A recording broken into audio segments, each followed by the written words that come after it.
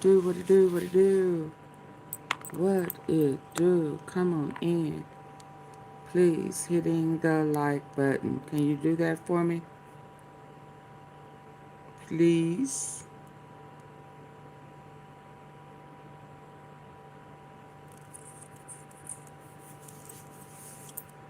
Please and thank you.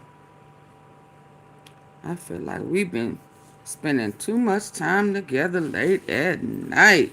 Ooh-wee. Come on in. Come on in. You know, and I am not a Charlie Kirk's fan, but I do believe that a lot has been exposed due to his untimely but yet planned death, in my opinion.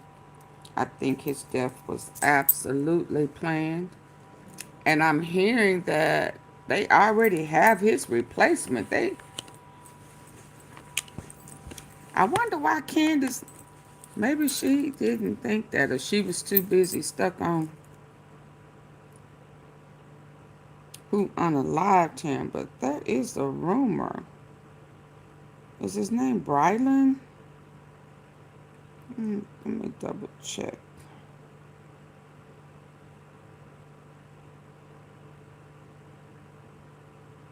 Holy Hand. They say Brian Holy Hand is his replacement. I'm like, what?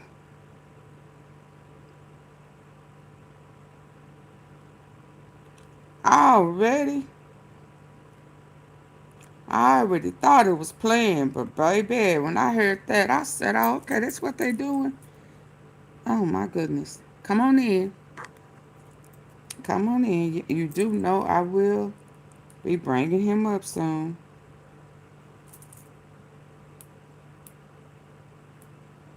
A few months in New York City, Maga. I think he is the modern-day Obama of the Democrat Party. He's their pretty boy. They eventually were not going to embrace him, and now they're saying that he has Gen Z support, that they are going to make him their party's front runner.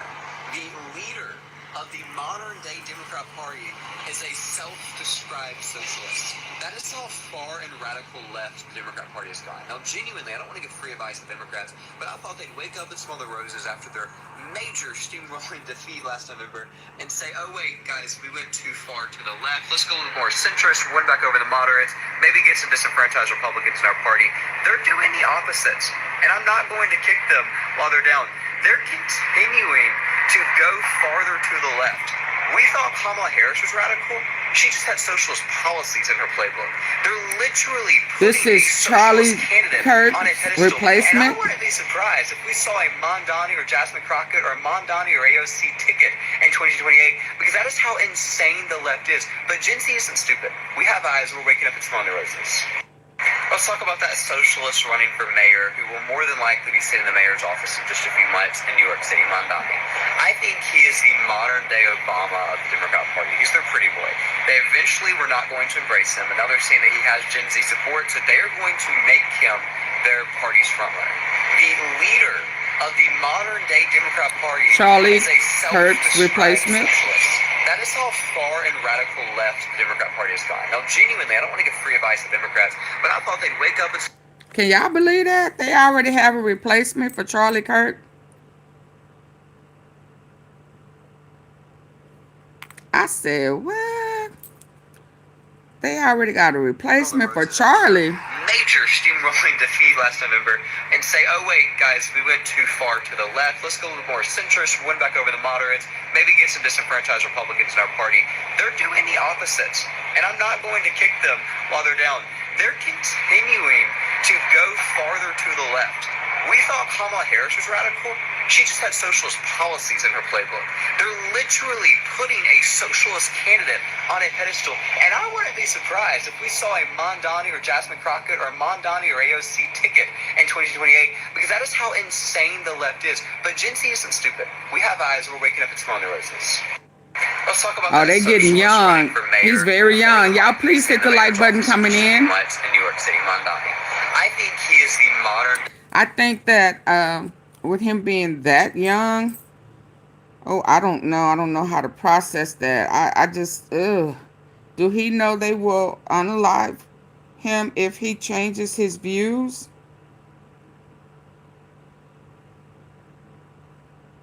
Do he know that?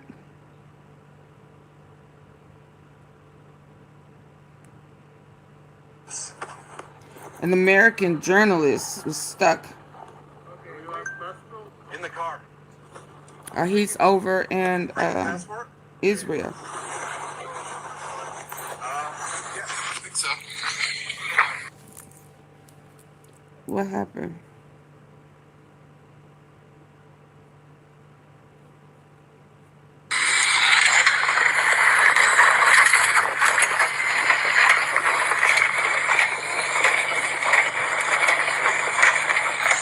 I'll show you on the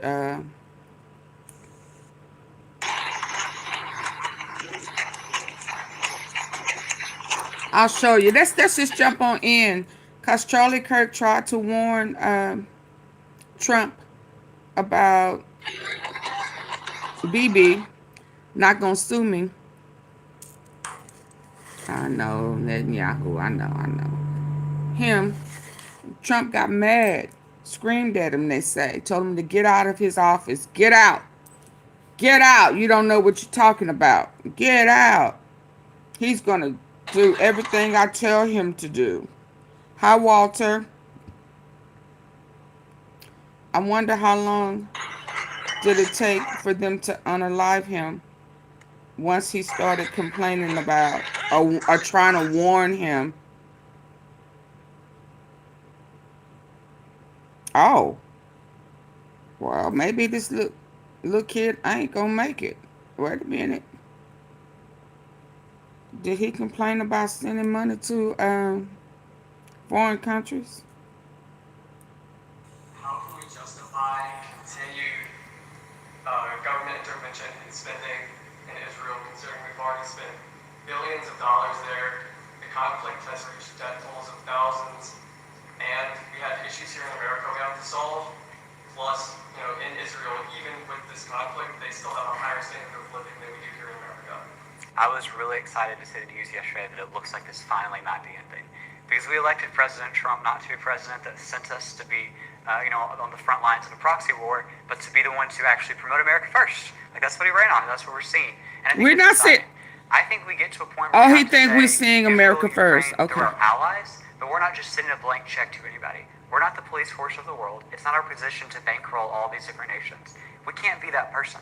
We have enough problems in every major city in this country that we need to be focusing on. But you're not We funding also every apparently major have, city in the these other U.S. foreign agencies that have been like ripping millions of dollars out of USAID for decades now. So not only were we like knowing the billions that we were sending to fund LGBTQ drag shows in Ukraine, we were also spending money to fund LGBTQ drag shows in Africa. And who knew about that?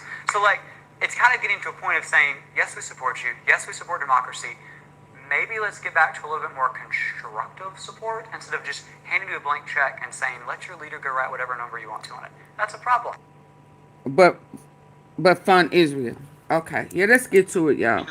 Encore une coupe dans la politique familiale, donc le gouvernement veut Let's just repousser, check vous this l'avez dit, out. l'âge de la revalorisation des allocations familiales vers Oh, I'm gonna show y'all that. Let's go. What's Hey, your Rudy. reaction to Israel's Oxnard. strikes on Gaza today? Well, we're going to have to see what's happening.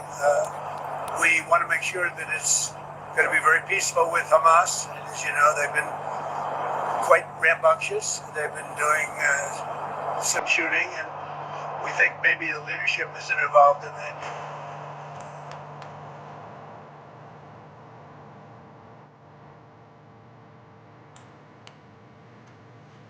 He knew dang well he wasn't gonna be honest.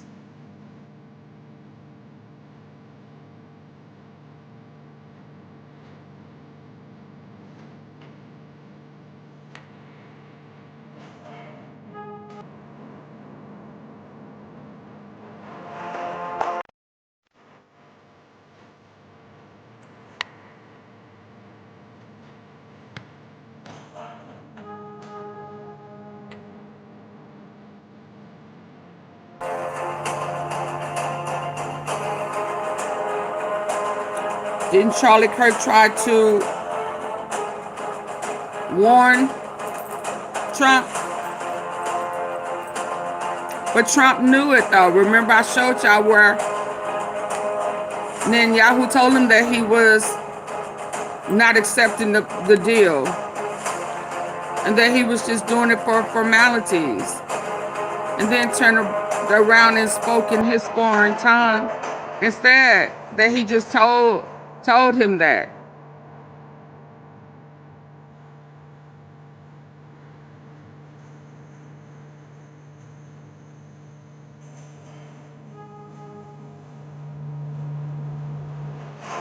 He's a part of the problem. Trump, he knew it. He know that he's a Zionist too, right? He just don't want us to know. You can't, you stop funding the U.S. to fund Israel and make money off of it so that they can redevelop.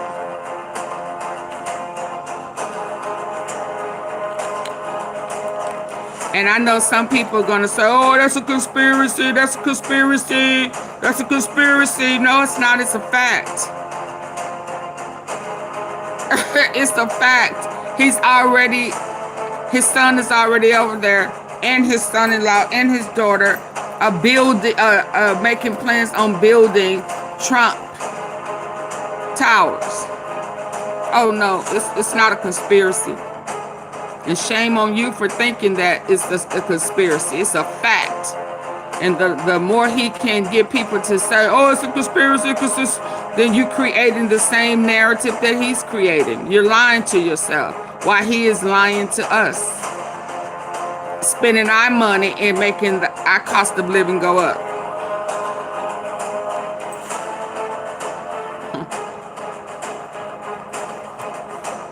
And then removing people who can tell his truth. And I mean removing like deleting. Okay. We had a good weekend. We accomplished a lot. I think really a very lot. You probably just saw the piece on Steve and Jared. It was very good. 60 minutes. Any questions? You want to give me a little room here, Jeff? Of course.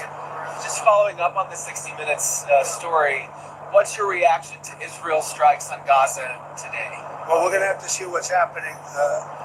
We want to make sure that it's going to be very peaceful with Hamas. Now your mama and your daddy are full of shit, quite Hampton. rambunctious. They've been doing No, sir. some shooting. And You are. we think maybe the leadership isn't involved in that. Some rebels And the within, people who but, birthed you are. either way, Not it's me.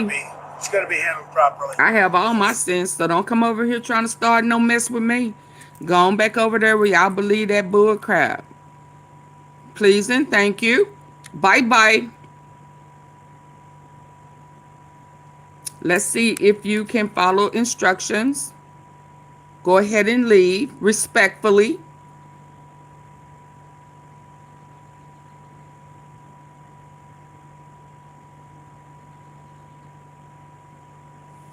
Okay. Y'all stop falling for the banana in the tailpipe. They want you to continue to drink the Kool-Aid. I'm suggesting to you don't drink it. It's poison. Right. They're trying. Thank you, Rudy. They're trying to either control you or unalive you. Whichever comes first. It's going to be handled toughly but properly. Is the ceasefire still in place? Yeah, it is. Yes. It's going to be very peaceful with them. And What's I your showed reaction? y'all, even before he started back shooting, that he said that he was not going to honor a peace deal. He rejected it. He rejected it in front of Trump. So I can't even act like he did it behind his back. He told him that he was not accepting the deal. It was going to be a formality, and they was going to stage it as if Gaza broke the peace deal, and then he was going to start back shooting. It came out of not gonna sue me's mouth. So I can't even put it on him. He said it in front of Trump in the White House. Yeah. So shame on you for believing Trump. Because Netanyahu he said it. He refused it, not accepted it in front of Trump, not behind his back. He didn't change his mind later. He said, I'm not accepting that deal. Israel strikes on Gaza today. So Well, we're gonna have shame to on see the what's Hamptons happening. of the world who still We believe in want to make Trump. sure that it's I mean, gonna be very it's shame on them for believing him, and then a double shame on them for trying to make it seem like something is wrong with us for hearing the truth and accepting what comes out of his cult leader's mouth. I mean, it's like, what? It's like Jim Jones. He say, okay, the Kool-Aid's poison, drink it, it's good for you. And then they turn around and say, here, drink it. He said it'll make you have a great day. Just change it up. I'm just like, what? He said the Kool-Aid was poison. What does that mean to you? Don't change it around. Netanyahu said he reject the plea deal. So why did this one, double tap, pop him twice on the nose, like, yeah. Why did he present it like, oh, I signed the peace deal? No, you didn't. I mean, you didn't work out nothing. He rejected it. And then you want a Nobel Peace Prize. For what? Lying in the people's face?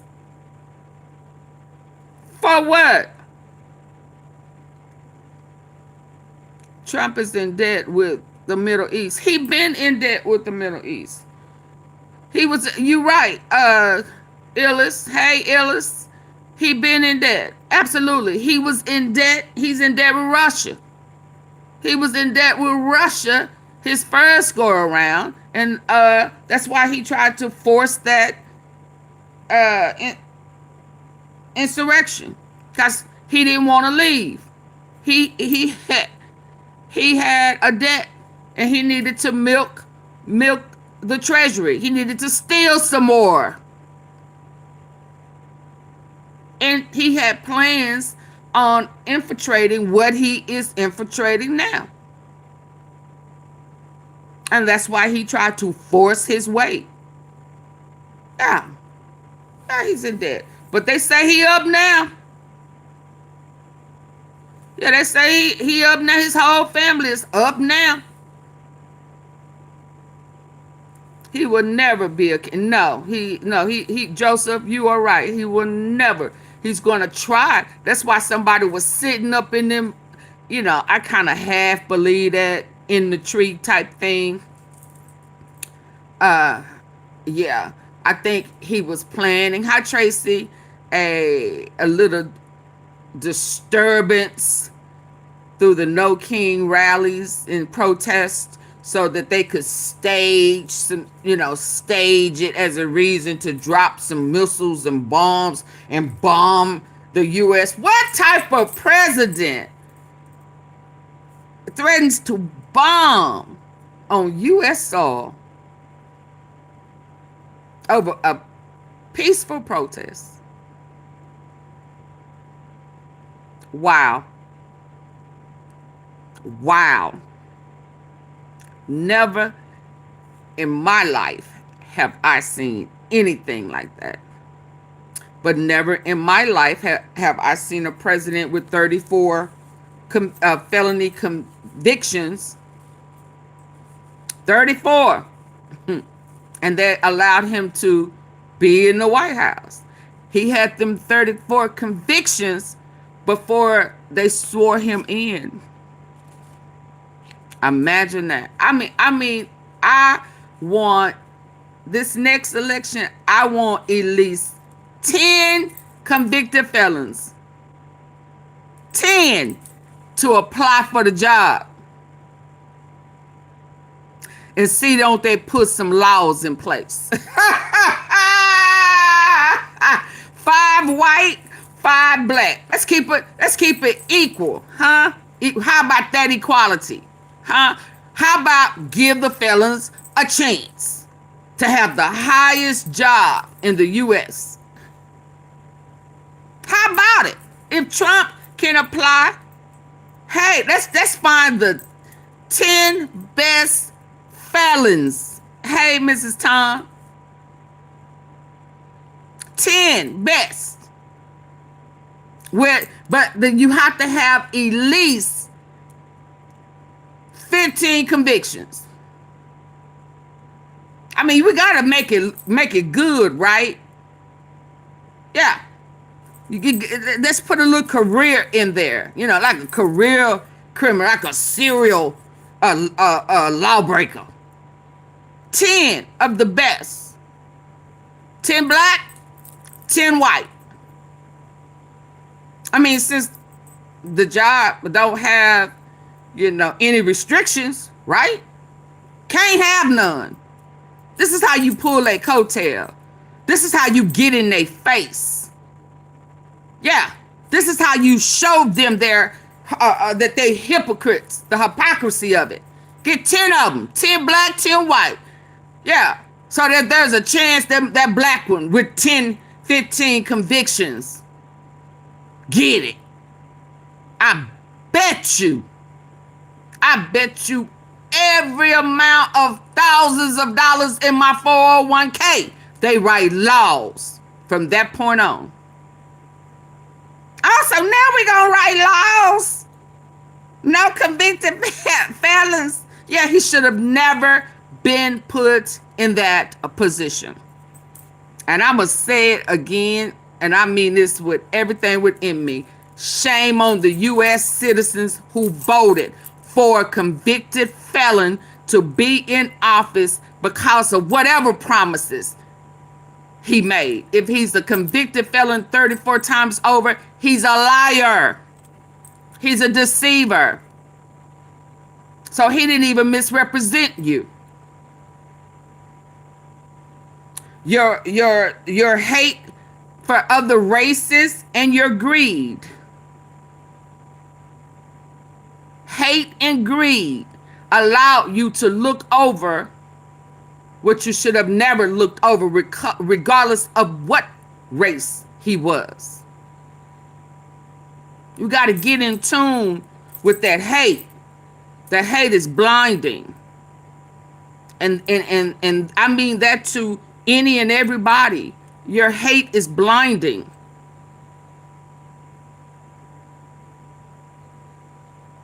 Your hate allows you to make poor choices.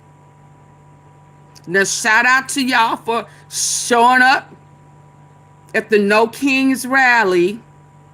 Yeah, shout out to you. It's very commendable. Hurt his feelings. That means he gonna punish us a little longer.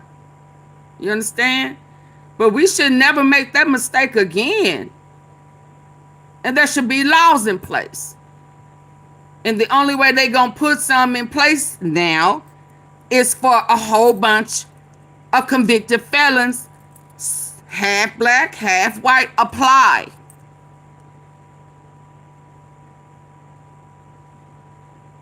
Run. So they could say, oh no, oh my God, he's black and he or she are they convicted felons. Oh, wait a minute, what? Yeah, so they can clutch their pearls and say you can't apply for presidency and have felonies.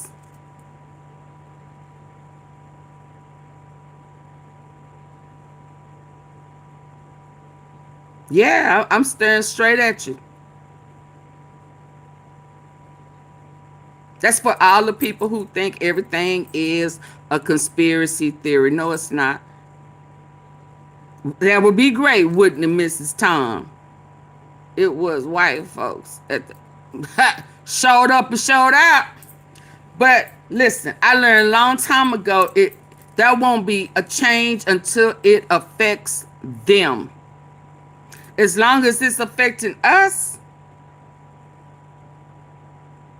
they're okay with it. That's why it needs to be 10 black, 5, it's split, 10 white. And they will not take a chance on a black A black convicted felon winning. Yeah. Let's go, y'all. We got to make a change. We got to do things differently. We got to put a stop. Sometimes we got to show them themselves. Hi, Tammy. And what my mama used to say, if you can't beat them, join them. Are they hiring felons? Oh, so there's something, you know. So when they put that list out of all jobs that hire convicted felons, AunTeaFee, you play too much. I play too much.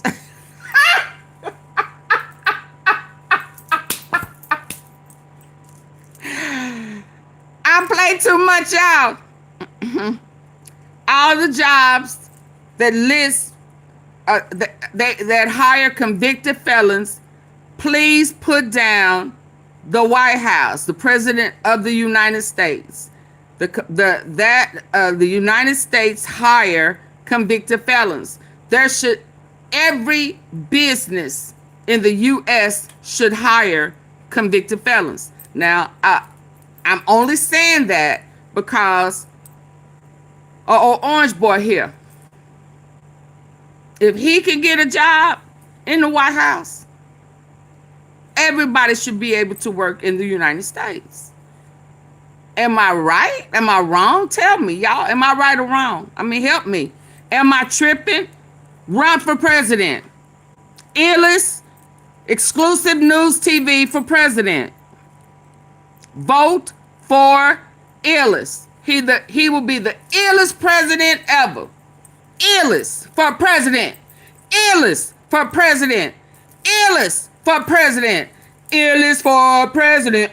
Illest for president. Y'all go over to exclusive TV. Click his name on that blue thing. Go over there and subscribe to Illest.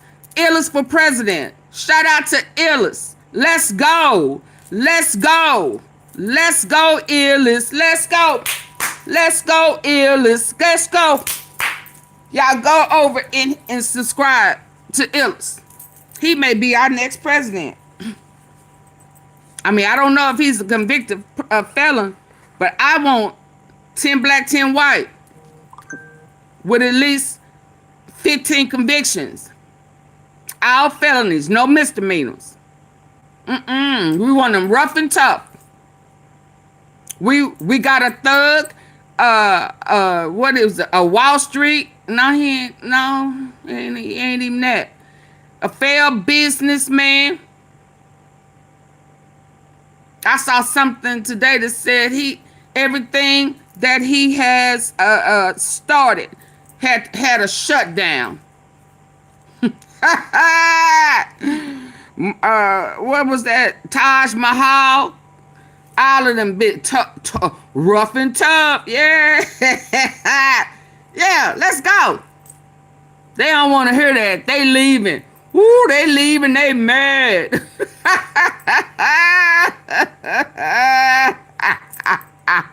Yeah. Yeah. I mean, what's the difference? Yeah. Oh, but that's okay, baby, because girl, memoirs is coming out. Her memoirs coming out tomorrow. Oh, let's go. Let me get on past this, cause I need to go on someplace else. Baby, I was all up in the Royal family. 3, 4 o'clock this morning, I think. I fell asleep. I mean, I'm talking about the secrets. Let's go. Peaceful with Hamas. As you know, they've been You said that. quite rambunctious. They've been doing That's sarcasm. some shooting, and we think maybe the leadership isn't involved in that. You know, some rebels within. But either way, I hope it's going to be handled surrounding properly. himself It's gonna be with, handled toughly but properly. Is the ceasefire still in place? yes, me and his man. Yep. Y'all know that the ICE is them 3 Ks. They changed the Jasmine Crockett, but she for president. Let's go. I'm just saying. I'm just saying. See, Obama was too nice. Couldn't nobody see the good. And the funny thing about it, they put that fake propaganda out saying that he didn't help nobody. He didn't do nothing. Oh yeah, he did. He did as much as they would allow him to do. Hell, we can't even get the Epstein files. So shit. If we can't get the Epstein file, you know the first black president wasn't gonna be able to get shit through without a fight. Am I right? I'm just disappointed in the black people because they wanted to see him do something just for blacks, and that he couldn't do that. The best he could do was try to make it equal, get some real equality in there. And we as a people couldn't recognize that equality opened it up for everybody, regardless of their sins. We the people tried to make him God, the judger of sin, and that wasn't his job. And we, the people, couldn't separate that. It said, oh, he gave them something. Well, hell, he give the people, he give all the baby mamas out there that's having sex and they married some too, didn't he? What about those sins? Oh, we don't want to talk about that. Yeah, I'm moving back, y'all. Oh, wait. Yeah, some of them got 50 million kids out there, ain't never been married. Fucking up a storm. Oh, but he can help them. That's a sin everybody do. No. But that's our problem. We're selfish in our views. Yeah, Rocco. I done got some sleep, didn't I? Yeah. Can't nobody tell me what to do with my pussy. Yeah, and can't nobody tell them to do with theirs. That's between them and God, just like it's between you and God. Because I think it's crazy that you sitting up there laying up having all these babies, different baby daddies, but you have the nerve, the gall, and the audacity to be concerned about what President Obama gave them some rights. Because they like the same sex, and you just like sexing everybody. Yeah, I'm gonna move on because I can hurt some folks' feelings. But I just can't. What? Yeah, we gotta remove the hate. It's really time to remove the hate, y'all. Really, it really is time to remove the hate, because we all sin and fall short, and only one that's not reversible as far as sins goes is to blasphemy against the Holy Spirit. That's it. So how dare you? How dare me? How dare anybody? But I'm gonna move on. Yeah, I'm just saying some of these falsehoods, this hypocrisy is why we stuck with this clown here that want to be a king. How dare you? Sit your... Oh, anyway, let's go. It's going to be handled properly. It's going to be handled toughly, but properly. Is the ceasefire still in place? Yeah, it is. You a lie. It was never there. Never.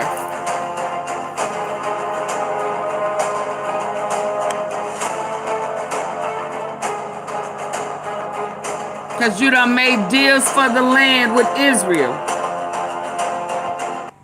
Because you done made deals for the land to build a whole new Israel. And again, let's be clear. Let's be clear. Israel does not belong to him. It does not belong to him. He's Poland. He's Polish. This right here is the real Israel. Let that sink in. His name is Jacob.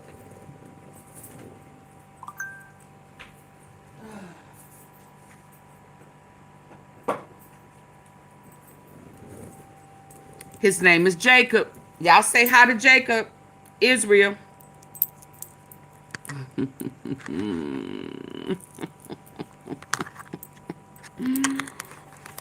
I know y'all don't want no, boo. You're fake and a fraud, just like our president. And you know what? I came in last night or early this morning. You have ties to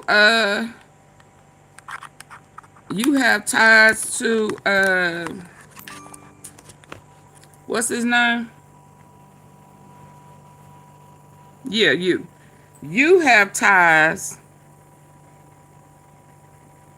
to Epstein. You have ties to Prince Andrew now.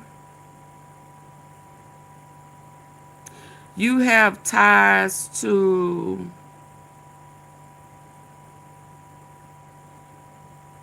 well, you had ties to the thief Maxwell. Ghislaine Maxwell. Thieving daddy. All y'all thieves and all y'all pedos. Either you done fool with your daughter or son. Yeah, it's a part of y'all cult.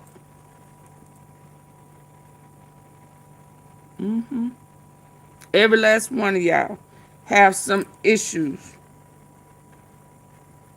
in your household, your parents, your family. The incest stuff. That's why y'all okay with trafficking females, kids. That's why you don't have no regards for females. Y'all like men. But let me keep going.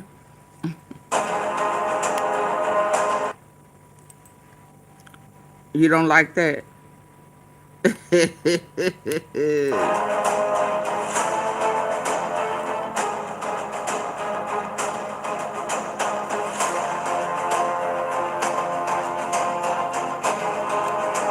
Oh, they not talking. Hold on. Let me let y'all see what it was saying when he was up there.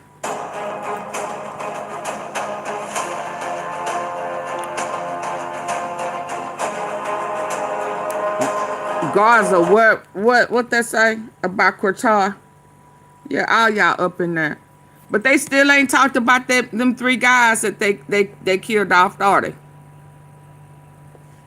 Came in effect October 10 and broke. Yeah, one or two of them guys with Qatar that got ran off the road. They wasn't on board with the deal that was presented.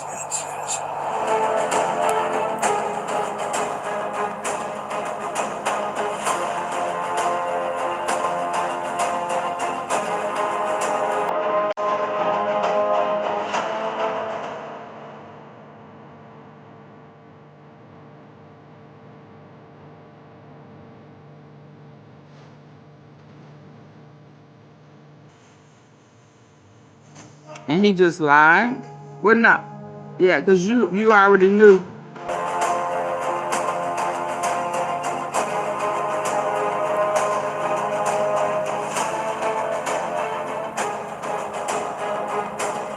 October 15th.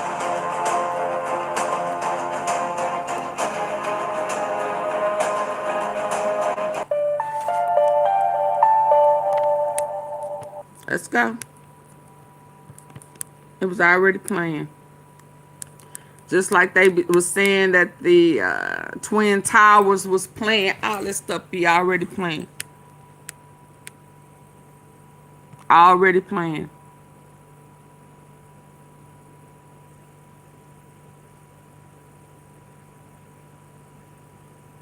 Wait, what? Hold on, wait, what?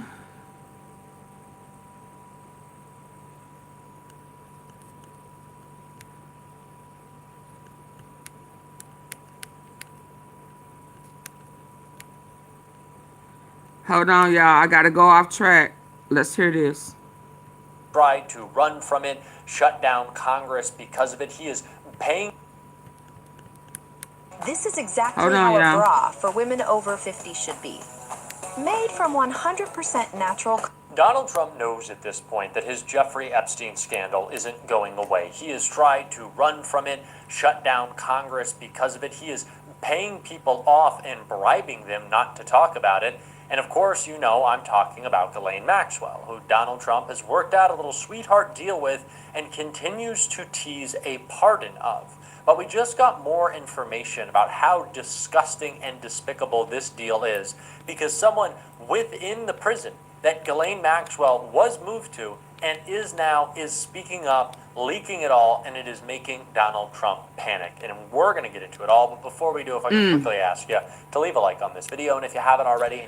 Do y'all see I'm not the only one to ask for a like? Hit the like button. He asked, just like I asked, early in. What's the difference? Double tap the face of the screen. Hit the like button.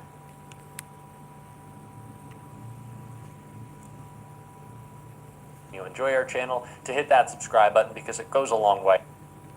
So far, and how it connects all of Donald Trump's cover-up, I want to start with the last thing we heard from her that Rachel Maddow broke down right here.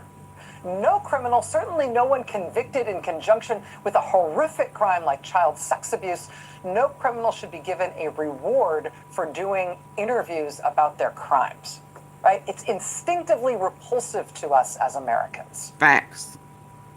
But of course, that is what Donald Trump's Justice Department appears to have just done in the case of Ghislaine Maxwell, who was convicted of crimes related to mass child sex abuse in the Jeffrey Epstein case. That's what the good books Trump's say. Justice Department said Trump's former personal defense lawyer, who now has the #2 job in the U.S. Justice Department, he sent that man to go meet with Ghislaine Maxwell in prison, do an interview, and then she immediately got a big, very important material benefit. She got bumped down to a minimum security prison where a sex offender like her is not allowed to be unless they get some special dispensation from on high, which apparently she got just after doing this interview with the president's former personal defense lawyer.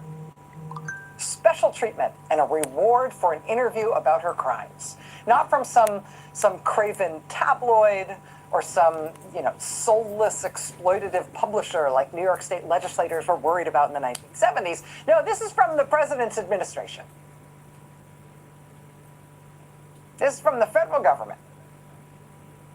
And in that interview, it's not like the president's lawyer was pressing her real hard on what she was telling him. At one point, Ghislaine Maxwell volunteered in this interview that there were multiple members of President Trump's cabinet who had been involved with child sex abuser Jeffrey Epstein. Now, in the interview, the president's lawyer, we can hear, it's on the tape. The president's lawyer hears her say that about multiple members of President Trump's cabinet, and he responds to her saying that by not asking anything about it. You can listen to it. She volunteers.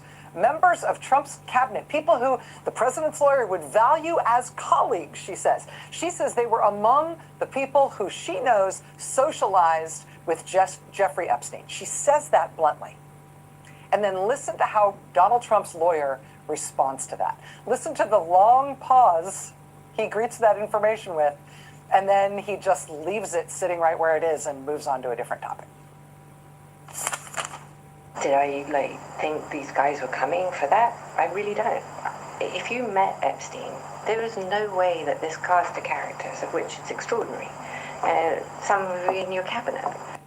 So this woman who's in prison, a 20-year sentence because of her crimes she committed with Jeffrey Epstein, she says, hey, members of Donald Trump's cabinet were involved with this thing that I was part of. Were involved with Epstein. She said, plural, right? Some are in your cabinet.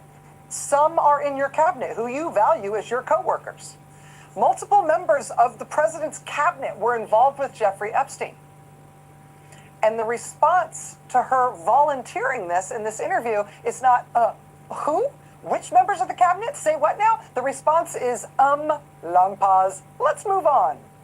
I don't think that Donald Trump believes he can necessarily cover up all of the Epstein files. Democrats will soon be in power. We are really days away at this point from a signature on the discharge petition from Adelita Grijalva to make sure that there is an up or down vote on the Epstein files on the House floor. And I have talked to many Democrats in Congress who say there will be at least 40 Republicans, if not somewhere closer to 80, 90, 100, who vote to release the Epstein files.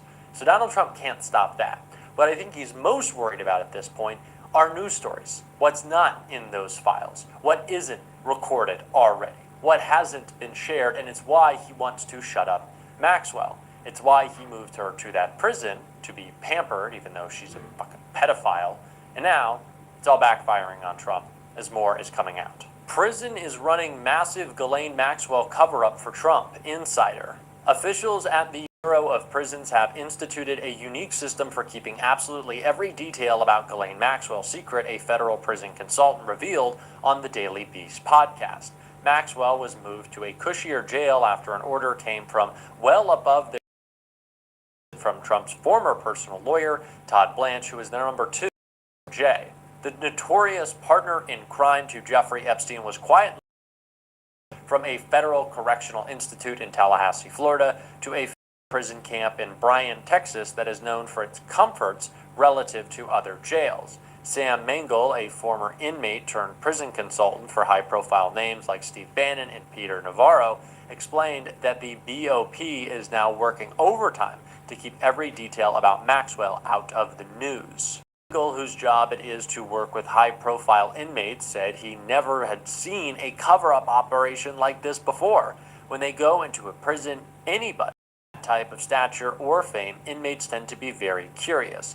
They want to live vicariously through them, and many of the staff tend to be very deferential to them because they understand who they are and who their friends might be. In this case, with Miss Maxwell, it is completely different. They were warned, the inmates and the staff were warned prior to her coming, and that under no circumstance are they to disclose anything that happens with her or to her or surrounding her during her time at Bryan.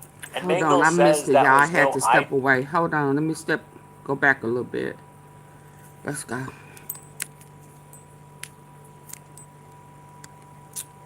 Y'all, please hit the like button. Massive Ghislaine Maxwell cover-up for Trump. Insider. Officials at the Bureau of Prisons have instituted a unique system for keeping absolutely every detail about Ghislaine Maxwell's secret, a federal prison consultant. Yeah, I asked y'all to double tap your screen and hit the like button. Podcast. Maxwell was moved to a cushier jail after an order came from well above their heads following a visit from Trump's former personal lawyer, Todd Blanche, who is the number 2 at the DOJ. The notorious partner in crime to Jeffrey Epstein was quietly transferred in August from a federal correctional institute in Tallahassee, and they're trying Florida, to make her to a disappear federal real prison soon. camp in Bryan, Texas, that is known for its comforts relative to other jails. Sam Mangle, a former inmate turned prison consultant for high-profile names like Steve Bannon and Peter Navarro, explained that the BOP is now working overtime to keep every detail about Maxwell out of the news. Mangle, whose job it is to work with high-profile inmates, said he never had seen a cover-up operation like this before. When they go into a prison, anybody of that type of stature or fame, inmates tend to be very curious. They want to almost live vicariously through them, and many of the staff tend to be very deferential to them because they understand who they are and who their friends might be. In this case, with Miss Maxwell, it is completely different.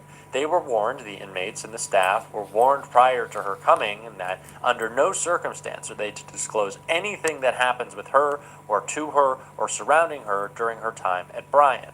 And Mangel says that was no idle threat. In one case, there was one inmate that told somebody, a journalist, something about her, and this young lady was a friend of one of my clients, and she had a very short sentence. Keeping in mind, prison phones and emails are subject to be monitored, so you know for sure they have an AI system that is just looking for the name Maxwell. And as soon as this other inmate made the statement, she was whisked off that night to Houston Federal Detention Center, which is a maximum security facility. Yep. The sentiment is one of walking on ice. They're afraid, as the staff is afraid, to do anything wrong because they know that in order for her to have gotten there, the string's at the highest possible level. In that case, in the case of Maxwell, who was serving a 20-year sentence for sex trafficking, the BOP also took the rare step of waiving the public safety factor related to her sex crime conviction to overcome a very severe restriction that would have prevented her transfer to a minimum security prison in Texas from a federal prison in Florida. Anything involving these acts is the most serious or one of the most serious public safety factors someone can have on them, and that specifically precludes any individual from serving their time in a camp. Mangel told the host, Joanna Coles, "I've helped thousands of people. They will not waive their public safety factor," he said of the BOP, "so getting your transfer to a camp is crazy." Maxwell, 63, has been staying at a dorm-style facility closer to her family that houses other high-profile criminals, including Theranos founder Elizabeth Holmes and members of the Real Housewives. The transfer, of course, came after Maxwell sat down with Todd Blanche. Mangel also believed that safety concerns played a role in Maxwell's transfer, citing violent offenders jailed at the low-security prison in Tallahassee. "I truly believe that once she started cooperating, the BOP had to move her," he said. "It was the only solution for the Bureau of Prisons if their goal was to keep her safe and alive. If they moved her to another low-security facility, they would have had the same challenges." So that last line might be of the most interest to me, that there is an interest in keeping her alive, that it is important for Donald Trump that he can potentially lean on the testimony of Ghislaine Maxwell at any point. And why would Donald Trump need to do that? Because she said that. Why would Donald Trump need Ghislaine Maxwell to talk? Because she spoke. She already gave positive. her interview and, of course, likely gave away anything that Todd Blanche wanted. But is Donald Trump looking for a more public spectacle? It seems he's happy to do that with people who are outwardly guilty, who have professed to their guilt, in the case of George Santos, whose sentence was just commuted. But when Donald Trump was asked about a pardon for Ghislaine Maxwell, he said this: "You can live at home and take care of your mother, and you can get paid by having a regular paycheck. Freedom." The Supreme Court is back, and they rejected today an appeal by Ghislaine Maxwell to overturn her conviction. That means her only chance of getting out of prison is a pardon from you. Is that something you're... Who are we talking about? Ghislaine Maxwell. You know, I haven't heard the name in so long. Oh, I shut can up, say Lion. this, that I'd have to take a look at it. I would have to take a look. Did they reject that? She wanted to appeal her conviction. And what happened? They said that they were not going to hear her appeal. I see. Well, I'll take a look at it. I will speak to the DOJ. I wouldn't consider it or not consider it. I don't know anything about it. Of course, Donald Trump is opening the door to pardoning a violent criminal. That's what Donald Trump is. Donald Trump loves criminals. Donald Trump is always trying to justify crimes. He surrounds himself with the worst people in the world. And there's no excuses that you can make for it, even though, boy, did Kash Patel try. You clearly won't tell us the cabinet members associated with Mr. Epstein. Let me ask you one last question. And that is, right after she gives this testimony in front of an FBI agent, among others, she's transferred to a minimum security prison not suitable for a sex offender like herself. Who made that decision and why? The Bureau of Prisons.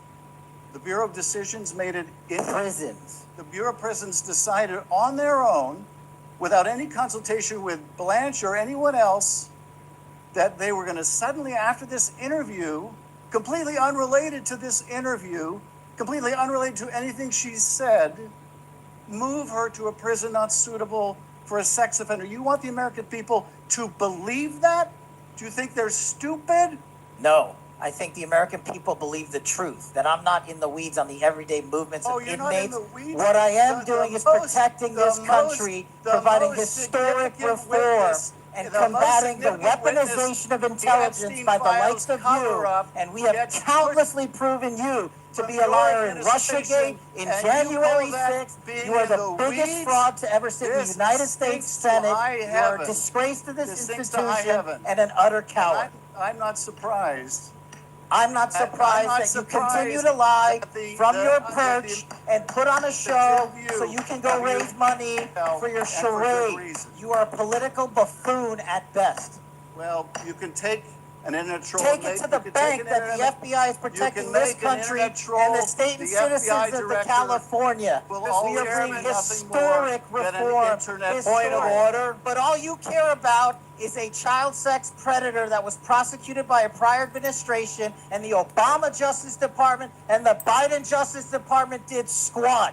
And what did President Trump do? Bring new charges courageously. And what have we done? You said I'm the most transparent FBI director. These people are embarrassing themselves. We see right through this. Deflecting We know is the what name Donald of the Trump is game. trying Yep, to accomplish, and we mystery will continue to of call 7. them out. And if you want to support our work doing so on this show, as always, you can hit Absolutely.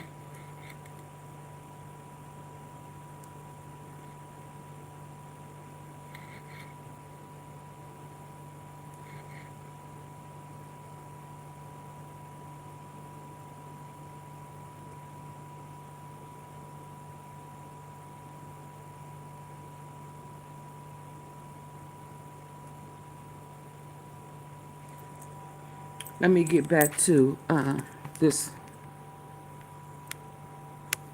Israel. This fake Israel. It's fake Israel. And Trump. And when is Candace coming back? Oh, I didn't mean to do that. I'm sorry. Let me delete that. Hold on.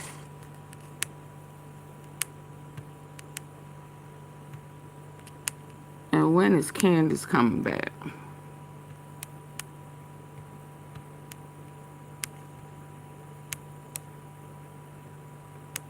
Because I know she has some intel. Courageous now means CYA.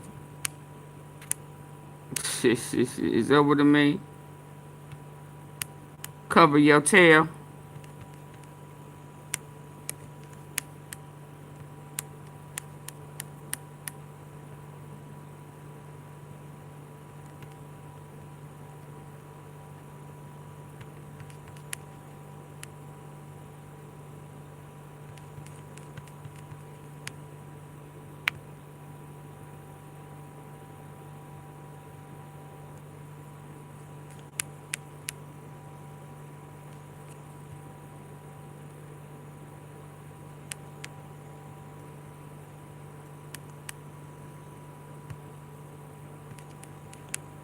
Stop paying out of pocket for groceries in 2025. Many people on Medicare.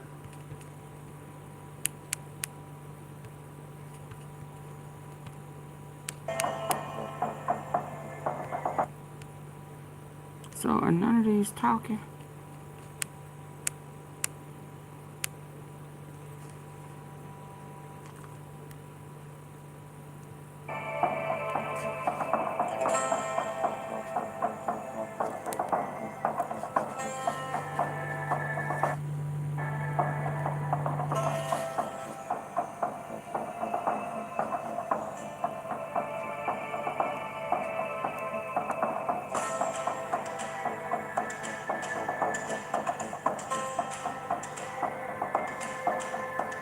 Face-to-face meeting. I wouldn't trust none of these folks, but y'all.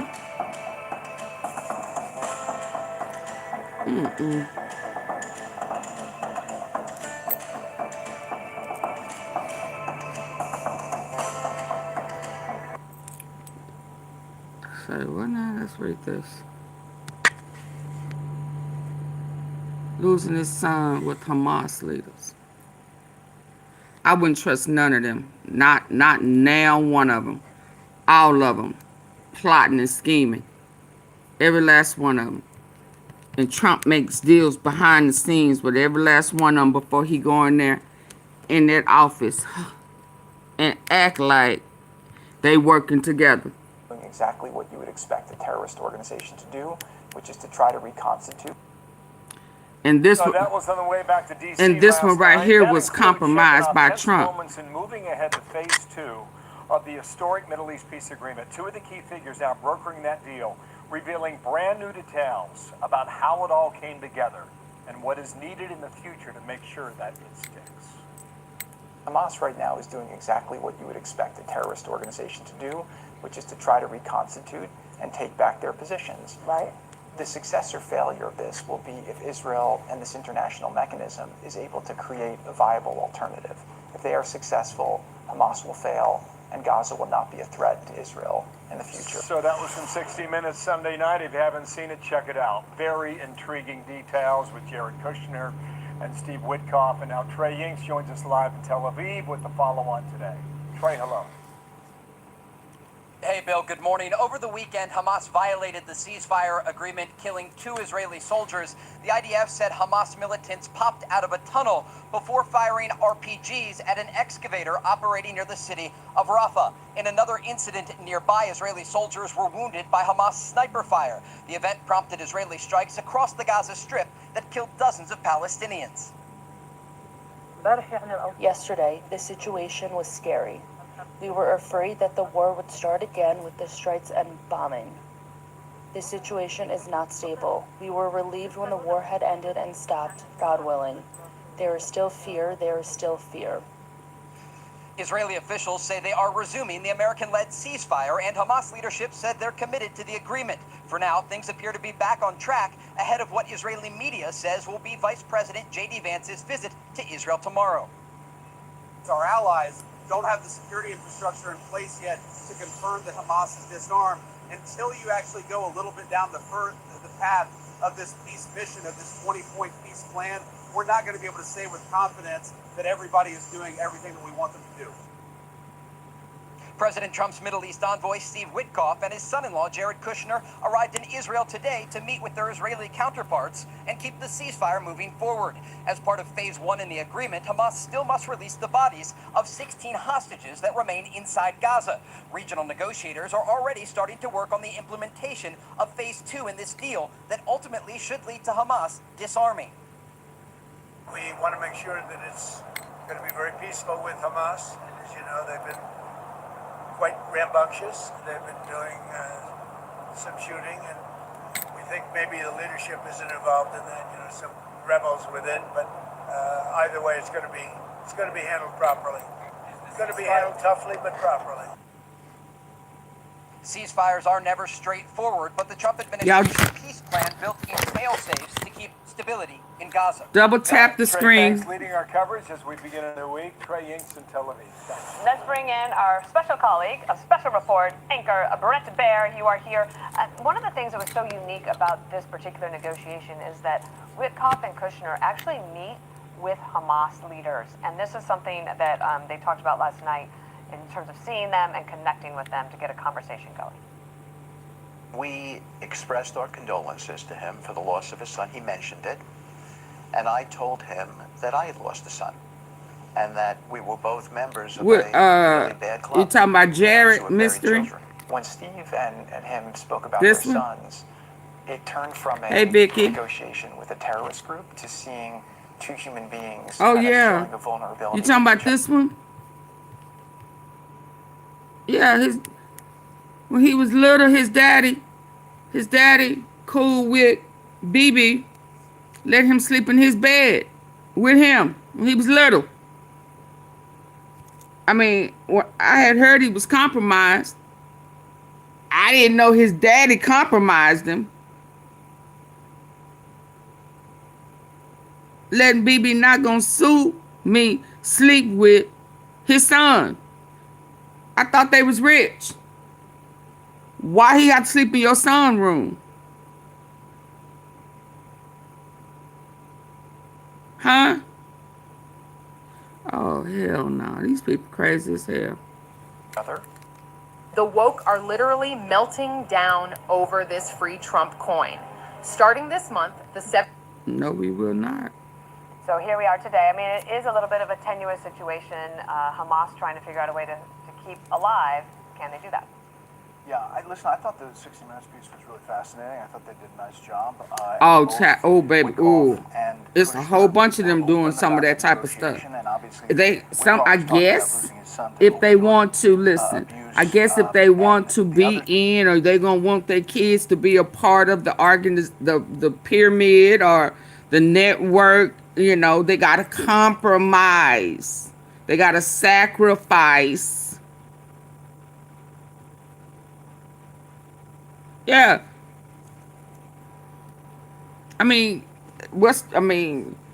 Trump is attracted to his daughter. He said he got a blood test to make sure she was really his child, to make sure that she was off limits like that with him. He said, because let's face it, you know, she's stacked. She's stacked. What's that song? She a brick house. Yeah. Her daddy said that. Yeah, no. This is very disgusting. Out by Israeli strikes inside Doha, Qatar. So the loss of those sons connected. Very disgusting. And I thought the part where they say they finally make the deal and the Israelis and the Qataris hug was kind of a really interesting moment, right? There's a lot that we don't know about the future of this and how that Arab force is going to patrol Gaza and what that security environment and envelope is going to look like. And I think the positive side is that the IDF chose to act and then get back out and recall a ceasefire, saying we're still in the game. This is still holding. I think that's important. I think that comment you made about them talking about the hug, and they said, we wish a camera was there. We wish the world could have seen this. That could have been a special moment. It could have. And I think that that's what people don't get, is that there's this hunger in that region for a deal. We've always been just one step away from it for one reason or another, and both sides pull off to their corners. But there is this just tired feeling that they're done with it. And there is buy-in. And y'all remember, Charlie Kirk tried to tell Trump, advise him to not strike. Do not get involved with Israel. First of all, it's fake. Because the real Israel is who? It's Jacob. It don't have nothing to do with Benjamin Milanowski. What's his name? Netanyahu. It don't have nothing to do with him. Hell, it's more our land than his. If we gonna be technical. But Charlie Kirk tried to warn him. So as far as I'm concerned, Trump is involved with it from the beginning to the end. This is the something right now. And Kushner apparently from the very beginning, even in the first term, said, if you can figure out a way to get shared economic interests I'm going, fluffy. you might Guess be he able to wouldn't figure want out me. a way to get to a deal, because the Arab countries want to move forward, Israel wants to move forward, so they had that playing in their favor. The other thing is, don't let the men tell you they don't like fluffy. That's a lie. Are in a situation where Palestinians are being attacked by Hamas. So who else could protect them? There's nobody else in place right now. No, there's not. And other than the IDF going back in to try to stop some of that killing, I think there was some bloodletting from Hamas going after groups that wanted Hamas out of there from the beginning. And really, it's this Arab force. So far, the Pakistanis, the Indonesians, the Azerbaijanis have agreed, but you're going to have a bigger, broader force with the Qataris and the Emiratis. Okay, so Karine Jean-Pierre's got a book coming out again. I think we've been talking about this thing for a month. It's still not there. This was what was dropped over the weekend. Biden seemed to be totally at peace with his decision to drop out, she writes. But I was stunned. My feelings a blur. I was angry and sad. I was enraged and heartbroken that this man, who had given more than... Who had given well? 50 years of his life to serving the American people, and in the end, he'd been treated poorly by members of his own party. It was horrible, end quote. She says, you know what? I'm going to become an independent. I don't think I can stomach being the Democratic Party anymore. You wonder if Mamdani wins in New York, whether or not some of these Democrats can stand being the Democratic Party as well. What are the contrails in Washington, D.C.? It's like her reaction, and are there some of significance, do you think? My dad was Captain David Wilson in the U.S. Navy. He was a really amazing person.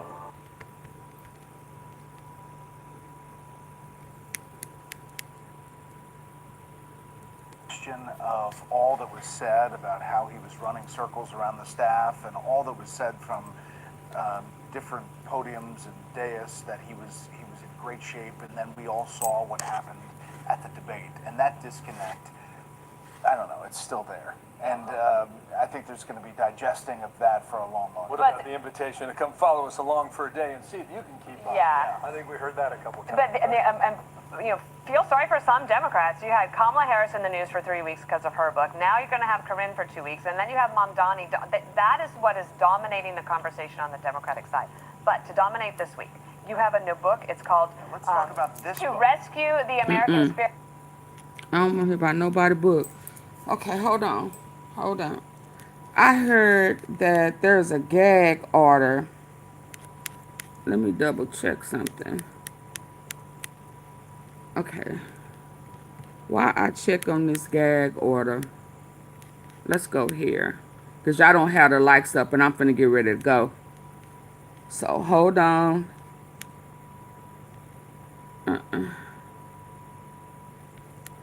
Suspected motive. Let's go here.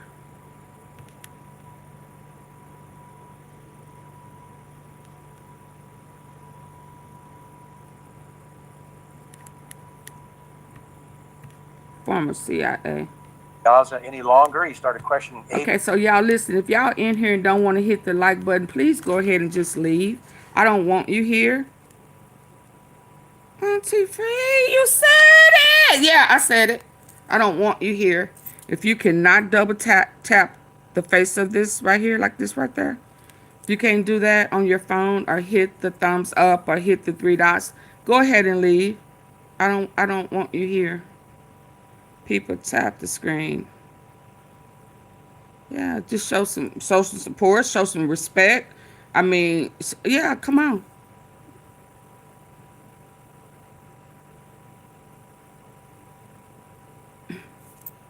I mean, I don't know what's so hard about it. It's free. But that's just hate. That's just spite. That's just what, honorary? I don't know. No. But I'm not feeling it. I never feel it. And y'all get the short end of the stick because I had a teeth. I have it. So leave. Y'all won't even leave. Y'all won't even leave.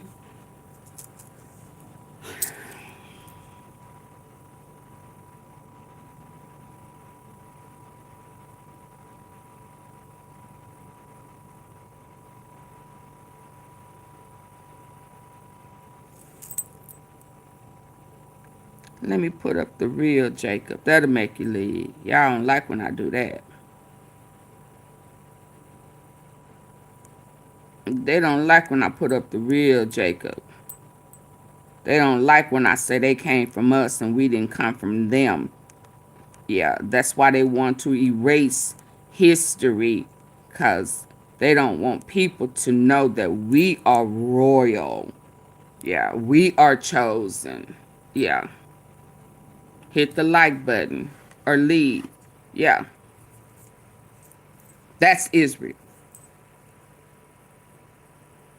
For the ones who say they Christians, yeah, believers in Jesus Christ, yeah, then you would know that this right here, him, that's Jacob.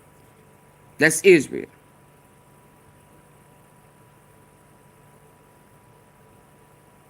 Thank you, Satoria. Yeah. So y'all shout out to the real Israel. While they over there fighting for land that don't even belong to them. It don't even belong to them.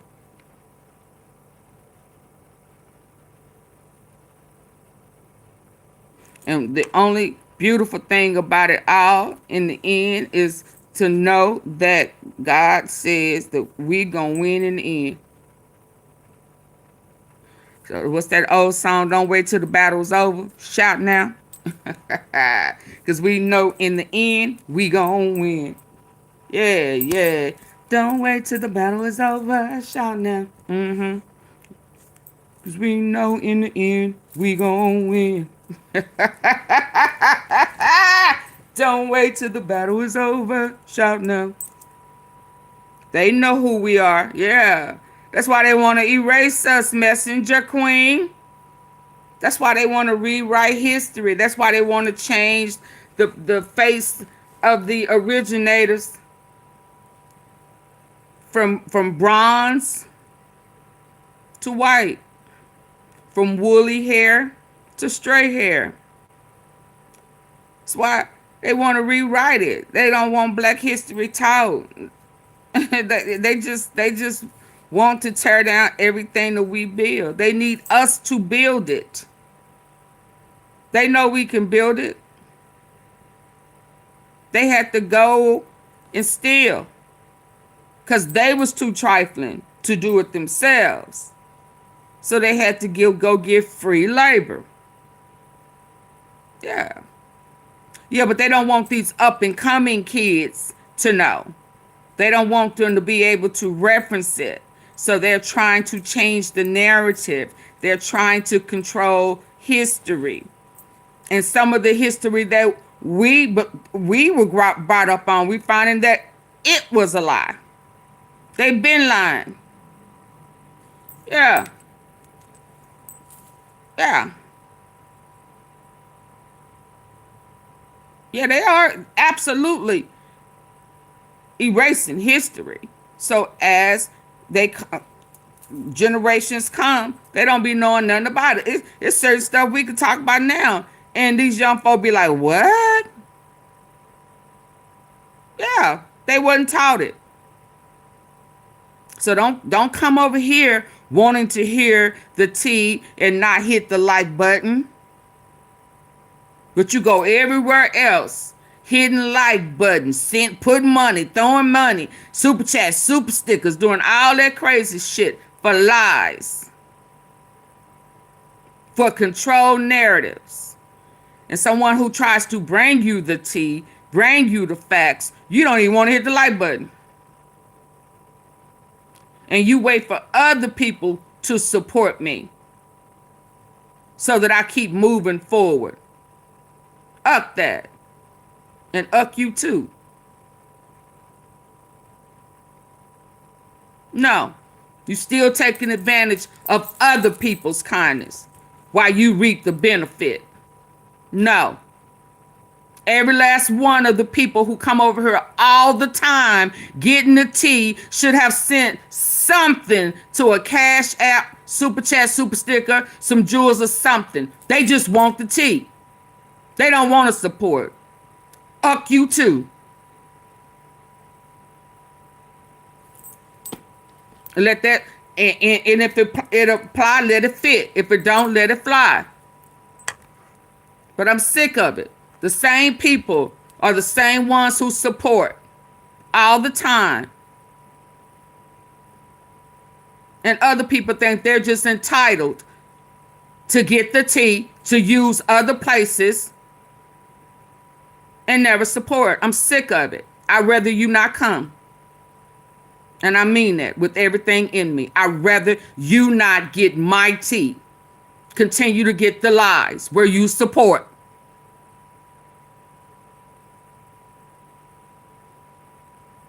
I'll be up all night trying to bring the tea, go to work, come back still trying to get the tea. Your expectations is and the entitlement is a little overwhelming. So don't come over here no more. I don't want you here. Thank you, Vicky. I'm sick of it. I do not want you here.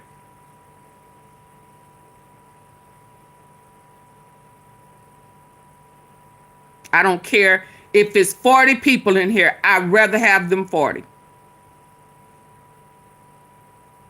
Now, I have asked more than 1, 2, 3, 4 times to double tap the screen, get the likes up, or hit the thumbs up, or leave.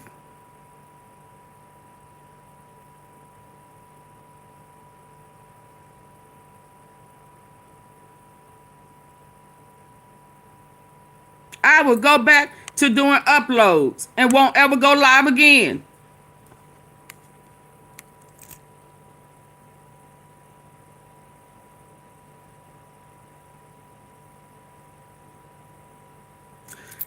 Double tap the face of your phone. Double tap it. Get the likes up or get out.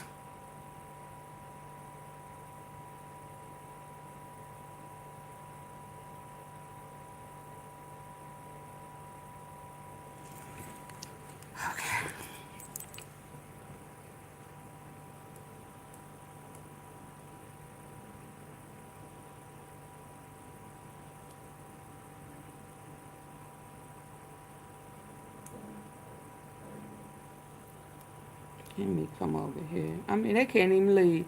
They won't even leave. Now you're going to add a pinch of salt. This particular seasoning. Do any of you remember whack-a-mole? That game where a mole pops up and you smack it back down, and just when you think you've taken care of it, another one pops up. Well, after watching this episode, you'll see a wacky connection between Mark Driscoll and TPUSA that keeps popping up. You'll see why it's time to finally say no to both of them. So you're ready? Let's go.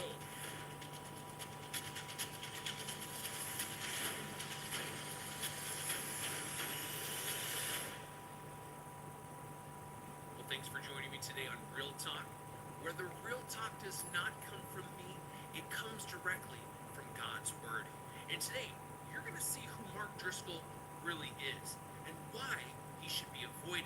And at the end, Yeah, I'm not leaving I'm not moving over there until the lights go up. why it is extremely concerning. So we're going to break this down into 3 parts. I'm waiting for them to double tap over here to get the lights up.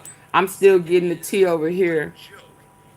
I'm listening to this tea over here and waiting on y'all to double tap the screen and get the lights up. Driscoll actually is, and why he's not someone that you should ever listen to in this clip, which I'm calling That's Just Creepy. Some people actually see that.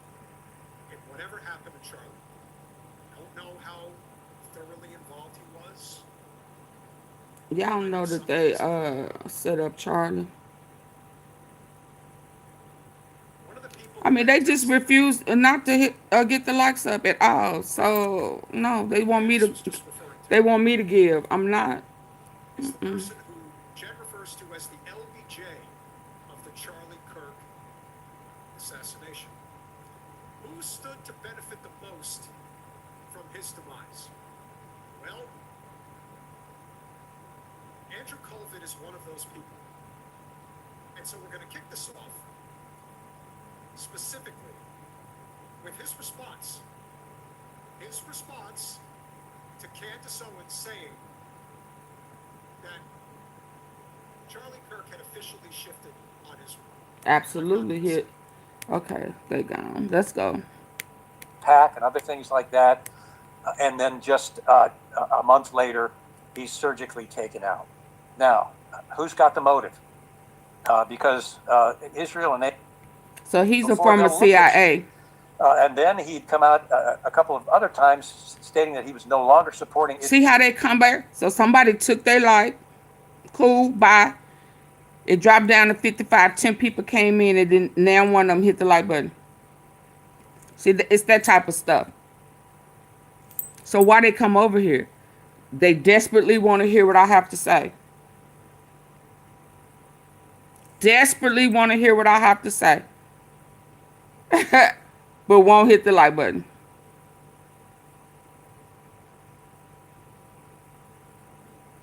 And they wait for me to start back up and then they'll come back in.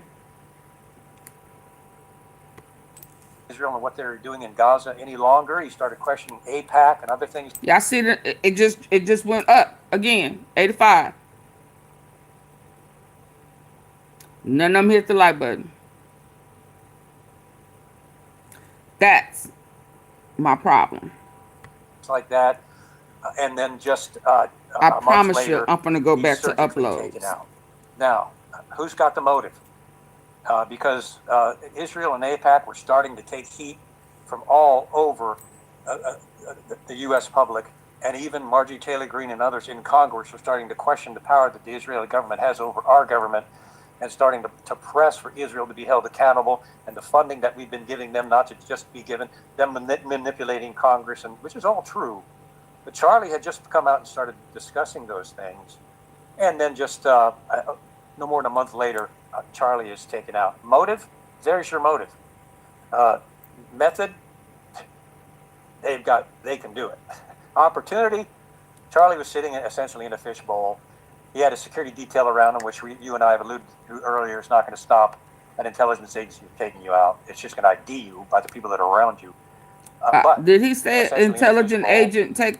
Hold more on. than a month later, Charlie is taken out. Motive? There's your motive. Method? They can do it. Opportunity? Charlie was sitting essentially in a fishbowl.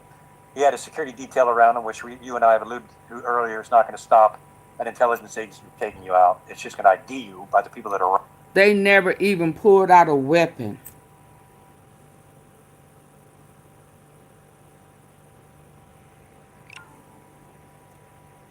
Can you hear me? Can you hear me now?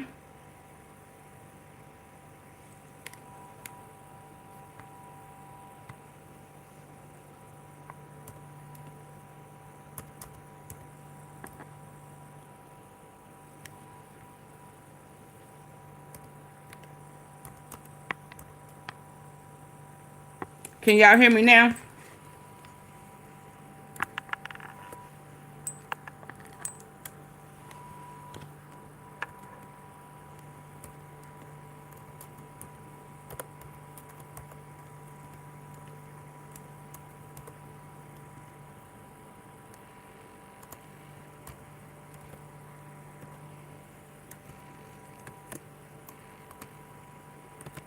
Hello? Give me a 1 if you can hear me.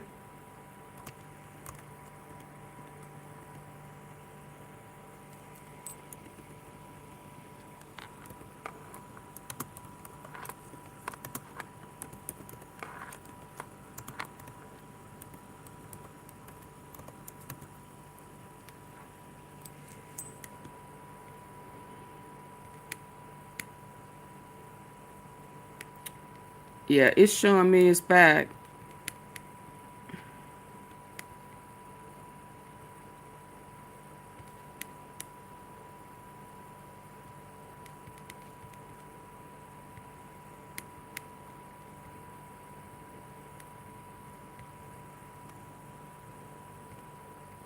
We're starting to question the power that the Can y'all Israeli hear government that? has over our government, and starting to press for Israel to be held accountable, and the funding that we've been giving them not Could y'all hear him? to just be given, them manipulating Congress, and which is all true.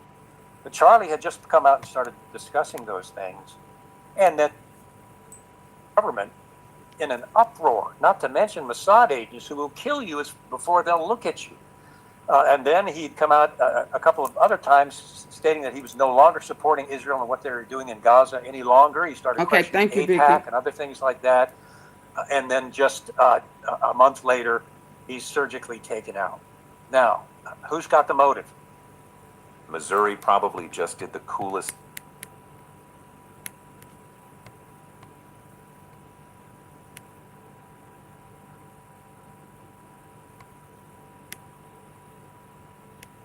Israel and AIPAC were starting to take heat from all over the U.S. public, and Thank even you, Marjorie Lord Taylor Judah. Greene and others in Congress are starting to question the power that the Israeli government has over our government, and starting to press for Israel to be held accountable, and the funding that we've been giving them not to just be given, them manipulating Congress, and which is all true. But Charlie had just come out and started discussing those things, and then just no no more than a month later, Charlie is taken out. Motive? There's your motive. Method? They can do it. Opportunity? Charlie was sitting essentially in a fishbowl. He had a security detail around him, which you and I have alluded to earlier. Is not going to stop an intelligence agency from taking you out. It's just going to ID you by the people that are around you. But they had the motive. They had the method to do it, sophisticated firearms techniques, and they had the opportunity. Charlie was sitting right out there in the open. That's just my opinion.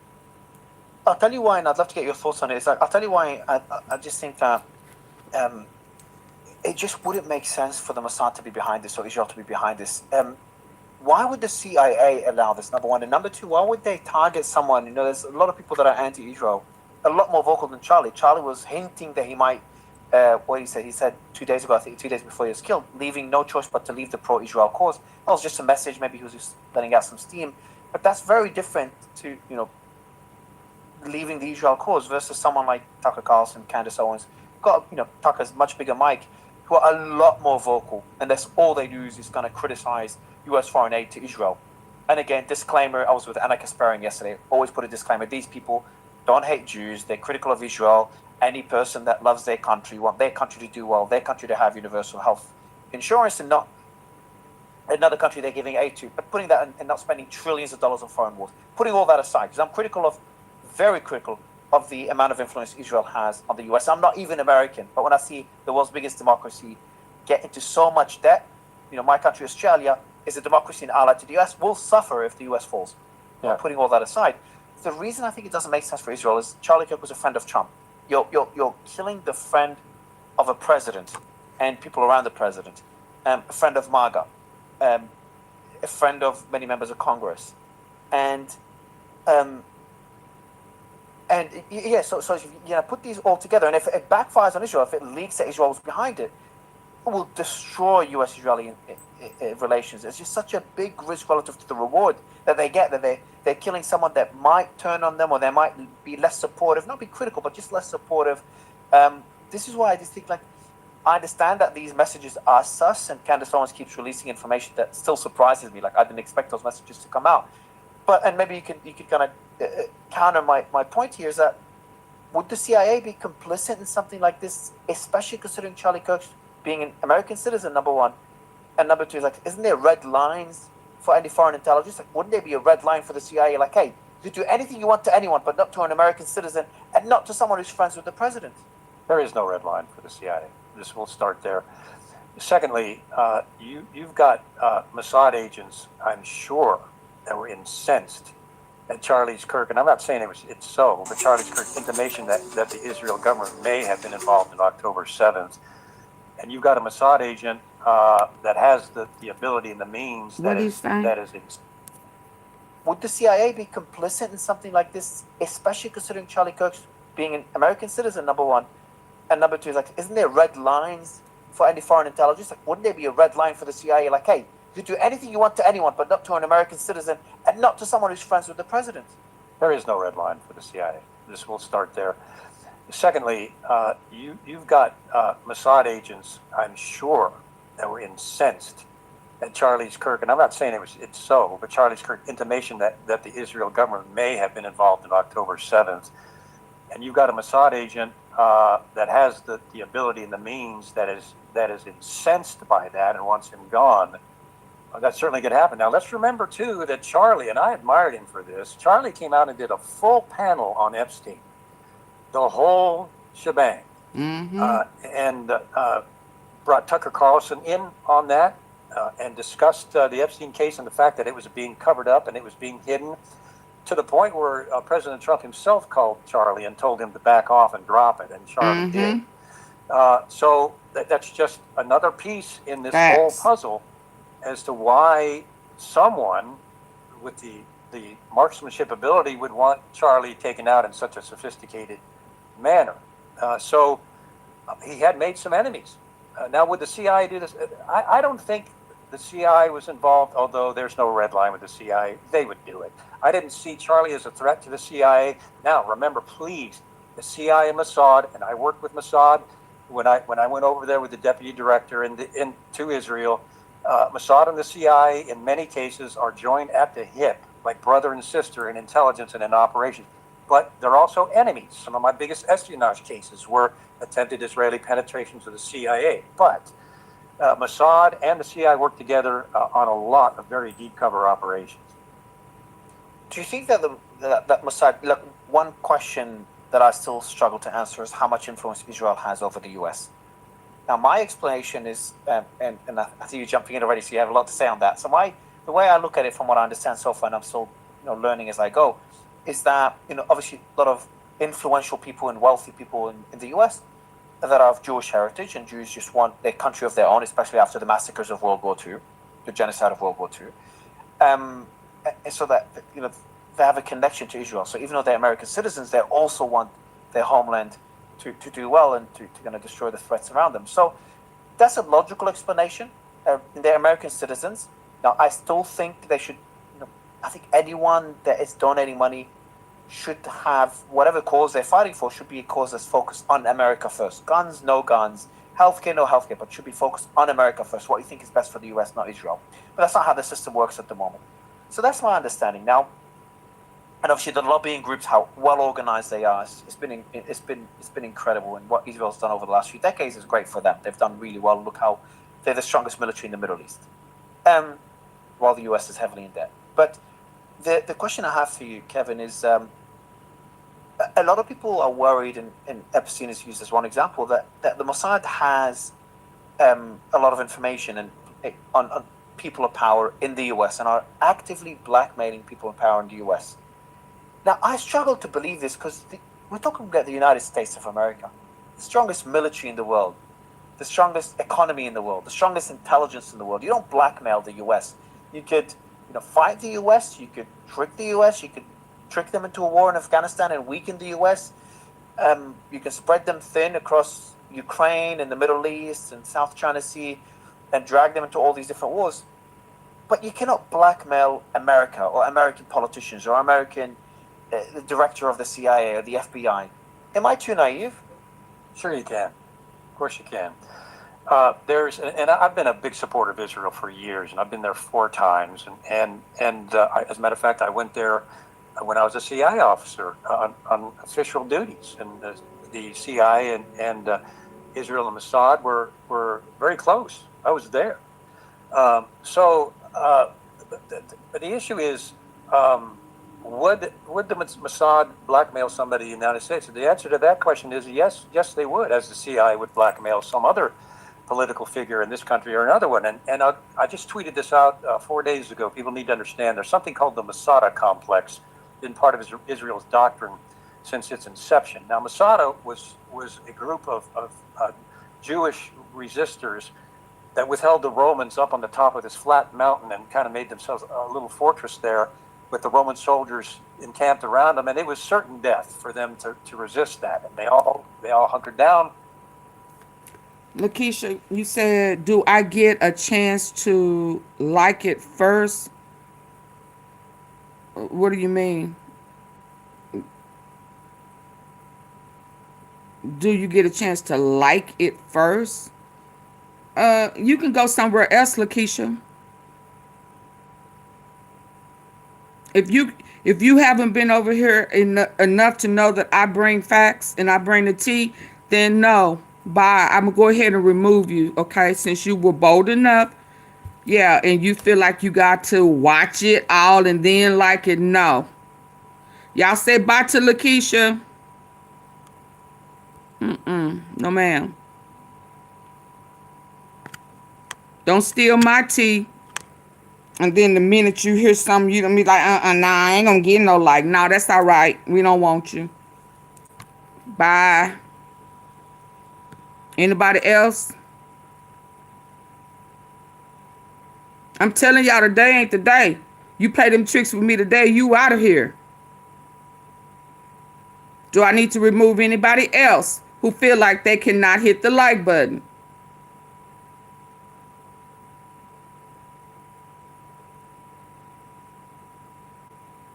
Stop taking the good tea and not contributing at all to the pot. Do I need to remove anybody else?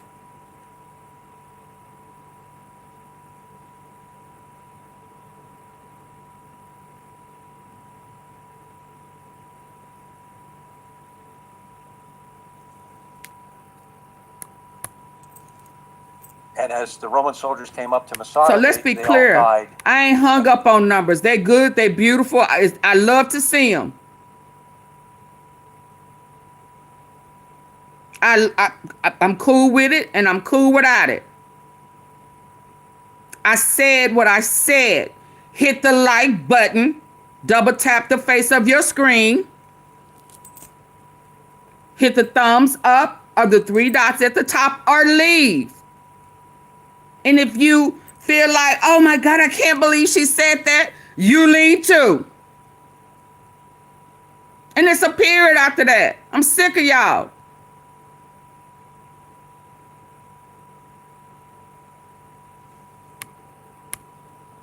As martyrs and heroes. Well, part of Israel's doctrine is the Masada complex, where they will, and I just tweeted this out 4 days ago. People need to understand there's something called the Masada complex, been part of Israel's doctrine since its inception. Now, Masada was a group of Jewish resistors that withheld the Romans up on the top of this flat mountain and kind of made themselves a little fortress there with the Roman soldiers encamped around them, and it was certain death for them to resist that. And they all hunkered down, and as the Roman soldiers came up to Masada, they all died as martyrs and heroes. Well, part of Israel's doctrine is the Masada complex, where they will defend and protect Israel, even to Israel's own demise, whatever it takes.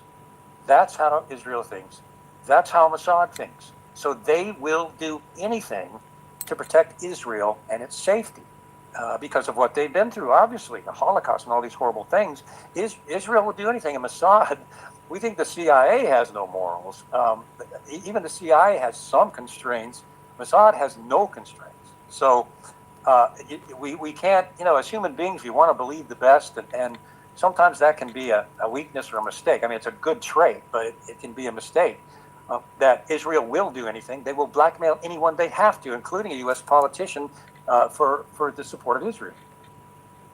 How do you compare the relationship between U.S. intelligence and, let's say, Mossad compared to, let's say, the FSB of Russia or Chinese intelligence or Saudi intelligence? Which one is a bigger threat to the U.S. in your opinion? Which one's more powerful? And more importantly, the question I want to ask is, we're talking about having ethics at the CIA, but I want to, a counter argument to that. Wouldn't ethics make the CIA weaker? You talked about the Mossad has less ethics than the CIA. Maybe isn't that why the Mossad is scarier to some than the CIA, than most other intelligence, maybe second to the CIA? So then, if based on that argument, for the protection of the United States, if other intelligence services also don't have Russia, China, Saudi, all these different countries, Russia, China, rivals to the US, don't have ethics, wouldn't ethics of the CIA make the U.S. weaker? No, not necessarily. I did operations where I lied and I stole, and I actually got an award for collecting human intelligence for the sake of my country. Now, I'm a person of faith. Oh, wow. Empirically, that's on it. Which one is a bigger threat to the U.S. in your opinion? Which one's more powerful? And more importantly, the question I want to ask is, we're talking about having ethics at the CIA, but I want to, a counter argument to that. Wouldn't ethics make the CIA weaker? You talked about the Mossad has less ethics than the CIA. Maybe isn't that why the Mossad is scarier to some than the CIA, than most other intelligence, maybe second to the CIA? So then, if based on that argument, for the protection of the United States, if other intelligence services also don't have Russia, China, Saudi, all these different countries, Russia, China, rivals to the US, don't have ethics, wouldn't ethics of the CIA make the US weaker? No, not necessarily. I did operations where I lied and I stole, and I actually got an award for collecting human intelligence for the sake of my country. Now, I'm a person of faith, and empirically, that's unethical. In that case, I was doing it in the defense of democracy. So, ethics, they're bendable in some cases. I'm not saying that it's a perfect world, but they are. Now, in terms of not having character is the CIA's job. Things. So they will do anything to protect camped around them, and it was certain death for them to resist. So would the CIA be and Mossad take out Charlie? Yep. Resist that, and they all hunkered down. And as the Roman soldiers came up to Masada, they all died as martyrs and heroes. Well, part of Israel's doctrine is the Masada as martyr. So they gave him that honor to be a martyr in death. Shit. Would, as the CIA would blackmail some other political figure in this country or another one. And I just tweeted this out 4 days ago. People need to understand there's something called the Masada complex, been part of Israel's doctrine since its inception. Now, Masada was a group of Jewish resistors that withheld the Romans up on the top of this flat mountain and kind of made themselves a little fortress there with the Roman soldiers encamped around them. And it was certain death for them to resist that. And they all hunkered down. And as the Roman soldiers came up to Masada, they all died as martyrs and heroes. Well, part of Israel's doctrine is the Masada complex, where they will defend and protect Israel, even to Israel's own demise, whatever it takes. That's how Israel thinks. That's how Mossad thinks. So they will do anything to protect Israel and its safety because of what they've been through, obviously, the Holocaust and all these horrible things. Israel will do anything. And Mossad, we think the CIA has no morals. Even the CIA has some constraints. Mossad has no constraints. So we can't, as human beings, we want to believe the best, and sometimes that can be a weakness or a mistake. I mean, it's a good trait, but it can be a mistake. That Israel will do anything. They will blackmail anyone they have to, including a U.S. politician, for the support of Israel. How do you compare the relationship between U.S. intelligence and, let's say, Mossad compared to, let's say, the FSB of Russia or Chinese intelligence or Saudi intelligence? Which one is a bigger threat to the U.S. in your opinion? Which one's more powerful? And more importantly, the question I want to ask is, we're talking about having ethics at the CIA, but I want to, a counter argument to that. Wouldn't ethics make the CIA weaker? You talked about the Mossad has less ethics than the CIA. Maybe isn't that why the Mossad is scarier to some than the CIA, than most other intelligence, maybe second to the CIA? So then, if based on that argument, for the protection of the United States, if other intelligence services also don't have Russia, China, Saudi, all these different countries, Russia, China, rivals to the US, don't have ethics, wouldn't ethics of the CIA make the US weaker? No, not necessarily. I did operations where I lied and I stole, and I actually got an award for collecting human intelligence for the sake of my country. Now, I'm a person of faith, and empirically, that's unethical. In that case, I was doing it in the defense of democracy. So ethics, they're bendable in some cases. I'm not saying that it's a perfect world, but they are. Now, in terms of intelligence threats, number one is China. Number one, and it has been for 30 years. I had espionage cases when I was in the counter-espionage group. China was, they're bendable in some cases. I'm not saying that it's a perfect world, but they are. Now, in terms of intelligence threats, number one is China. Number one, and it has been for 30 years. I had espionage cases when I was in the counter-espionage group. China was all over us, all over our business, our industry. They are the number one intelligence threat to us, to the CIA, to our national security, no doubt. And how powerful are they? They are extremely powerful. Their technology in terms of intelligence, they have agents all through the United States. The only reason that they haven't moved on the U.S. now is to do so would result in the devastation of their own economy. So they're trying to do it slowly with the BRICS and other things. And move on the U.S. as in what exactly? Weaken the U.S. through different weaken the U.S. dollar. With the BRICS, they're abandoning the U.S. dollar. Oh, wow. Hold on, y'all. I think it's one more, and then I'm going to go off of this one. Hold on.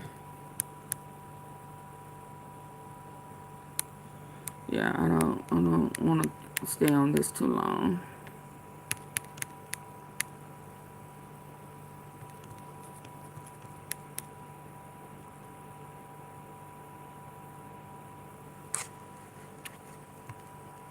Charlie tried to warn Trump.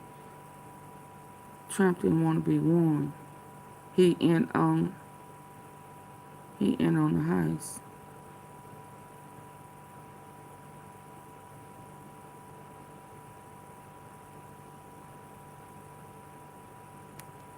He in on it. Hold on. Y'all hit the like button. I'm telling you, y'all really, oof. Anyway. Hi, David.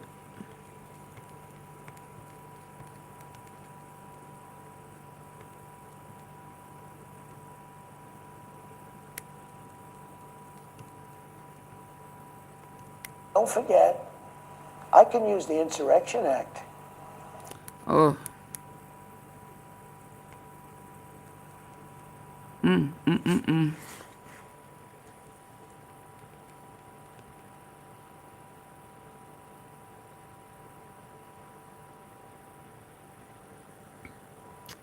Where is it?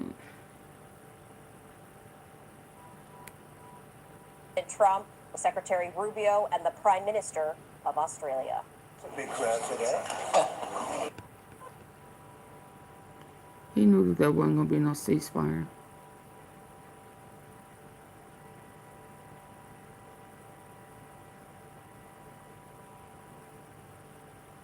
The other one I had lined up is too long. I don't want to be on here. Yeah, because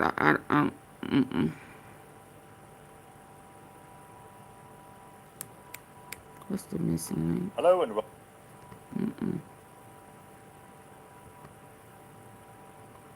Okay, yeah, I'm finna go ahead and go. I can't find right off what I'm looking for.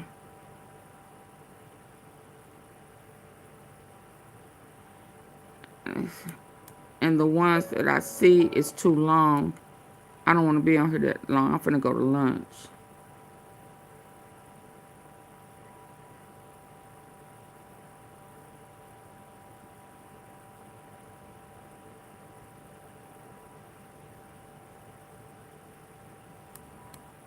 Fox News alert. Fox News alert. Israel conducting an airstrike in Gaza overnight, saying that Hamas terrorists attacked Israeli troops on the ground there. Israel is calling it a bold violation of the new ceasefire, putting the whole region on edge. Trey Yingst is live in Tel Aviv with the very latest. Good morning, Trey. This is not good news. Yeah, hey guys, good morning. It's not good news. The Israeli military is currently striking the Gaza Strip. They say Hamas violated the ceasefire agreement. I spoke with one military official who said 2 separate attacks took place inside Israeli-controlled territory. One of them an RPG attack and the other a sniper attack conducted by Hamas. Most of the strikes this morning have taken place in the southern Gazan city of Rafah, but there is at least one report of a strike in the northern part of the enclave. This was a difficult moment for Israeli forces, having to make a decision about whether or not to start striking Gaza again. We also understand at this moment that there are warnings from the U.S. State Department against Hamas. Overnight, a statement was released by the U.S. State Department saying, quote, the United States has informed the guarantor nations of the Gaza peace agreement of credible reports indicating an imminent ceasefire violation by Hamas against the people of Gaza. And so we're looking at 2 separate things here. One, an attack by Hamas overnight on Israeli forces within the Gaza Strip. And 2, a warning from the U.S. State Department that Hamas is planning to target Palestinian civilians or the forces that are currently opposing their rule inside Gaza. All of this comes as Hamas released the bodies of 2 additional hostages overnight. We do know the name of one of those hostages from a kibbutz in the southern part of Israel. His name is Ronen Engel, and Israeli authorities released his name overnight after informing his family. This means that there are still 16 bodies belonging to hostages inside Gaza.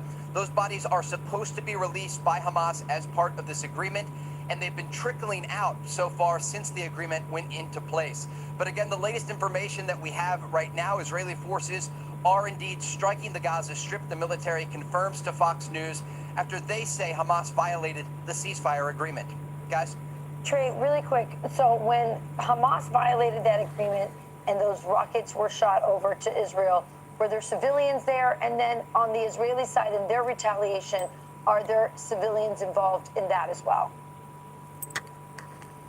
So we understand that Hamas violated the agreement by firing across the yellow line. This is the line that divides the Gaza Strip, where Israeli forces are currently in control and where Hamas is still in control. And according to this military official that I talked to, there were two separate attacks. One was an RPG attack and the other was a sniper attack targeting Israeli forces within Gaza. The Israelis still control about 53% of the Gaza Strip as part of phase 1 of this agreement. If the ceasefire moves forward, they will pull back. But this yellow line will continue to be something that we talk about. Over the weekend, a Palestinian family was killed after an Israeli tank fired on their vehicle. Now, the Israelis say that vehicle crossed the yellow line in violation of the ceasefire, and after warning shots were fired, they targeted the vehicle. And so this yellow line will continue to be a sticking point in the negotiations about where exactly the line is located. Of course, the Gaza Strip is around 30 miles long, and so it's very difficult to know the exact points along the enclave where Israeli forces are in control and where Hamas is in control. But the fact that Hamas has launched this blatant attack against Israeli forces is an indication that they are not adhering to the ceasefire agreement. To fire a rocket-propelled grenade and to conduct a sniper attack is a clear indication that Hamas still wants to fight inside Gaza. And Israeli forces have been very clear they will strike the Gaza Strip if Hamas violates the agreement. And already today, we understand, according to sources in Jerusalem, if the ceasefire moves forward, they will pull back.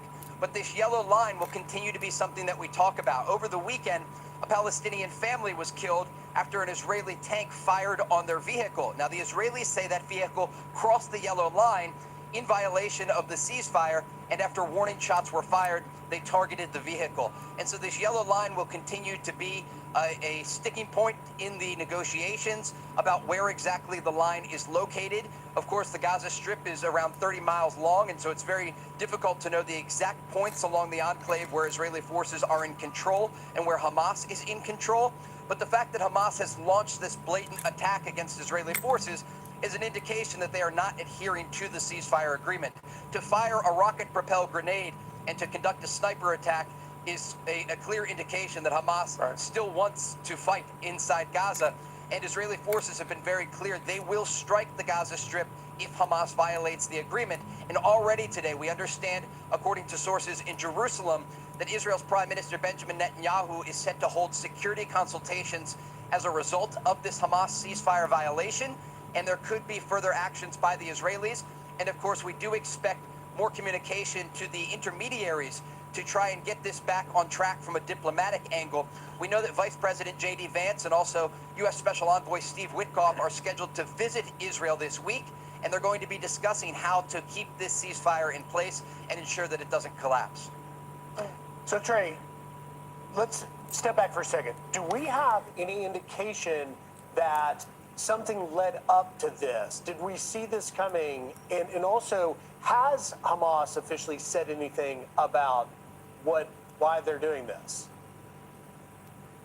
They have not. They have talked on propaganda channels on Telegram and other messaging sites that they use to release propaganda, confirming that they are launching attacks against forces inside Gaza that oppose their rule. And we saw last week those horrific execution videos of Hamas killing civilians they claimed that stole aid or were working with the Israelis. As for the attacks on Israeli forces, this isn't surprising. In the past, when there have been ceasefire in place and agreements that were reached, not only during this war, but previous wars that we have covered, Hamas has violated the agreement because they want to continue the fight against Israel. And oftentimes they'll do it in these very small ways, single attacks here and there. But what the Israeli military wants to do is set a precedent, a red line. And so if any of these attacks happen, according to officials that we've spoken with, they will immediately respond because they want a level of deterrence. The issue here is if this spirals out of control and the ceasefire collapses, because Hamas understands they no longer have the leverage of living hostages, but they still do have the bodies of 16 others.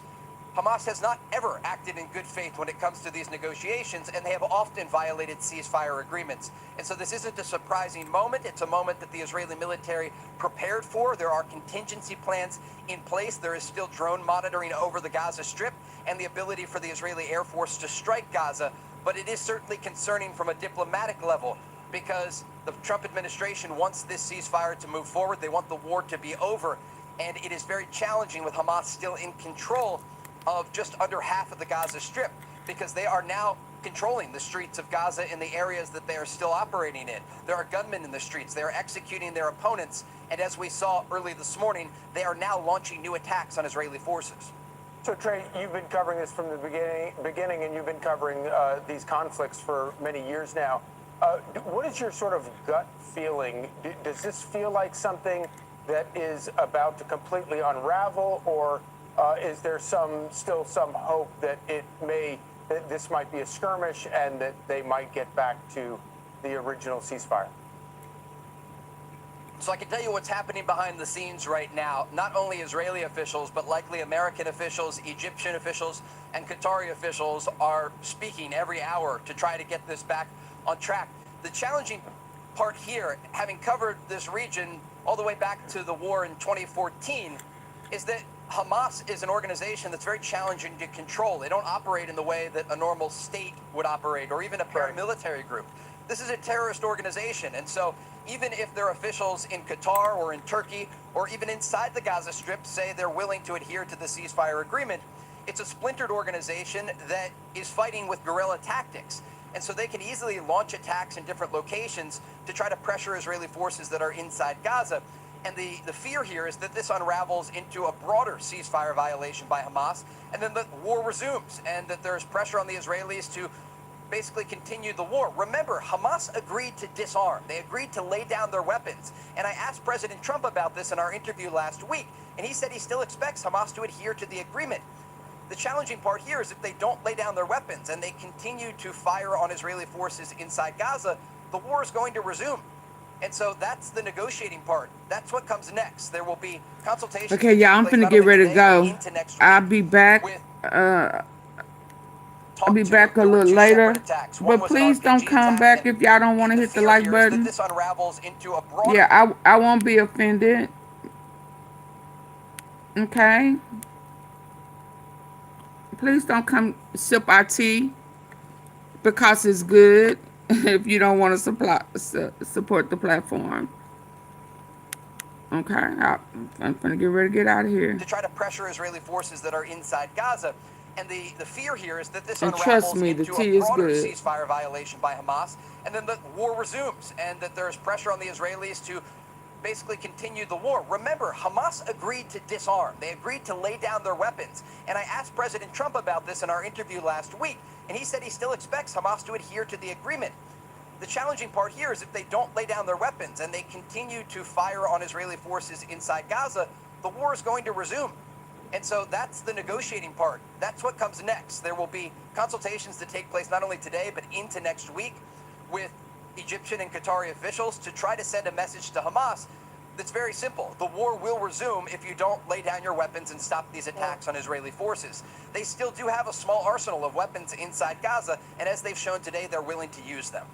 Yeah, really a fragile situation with a lot of breaking news at this hour. Trey Yings, thanks for getting up for us. Please keep us posted. We'll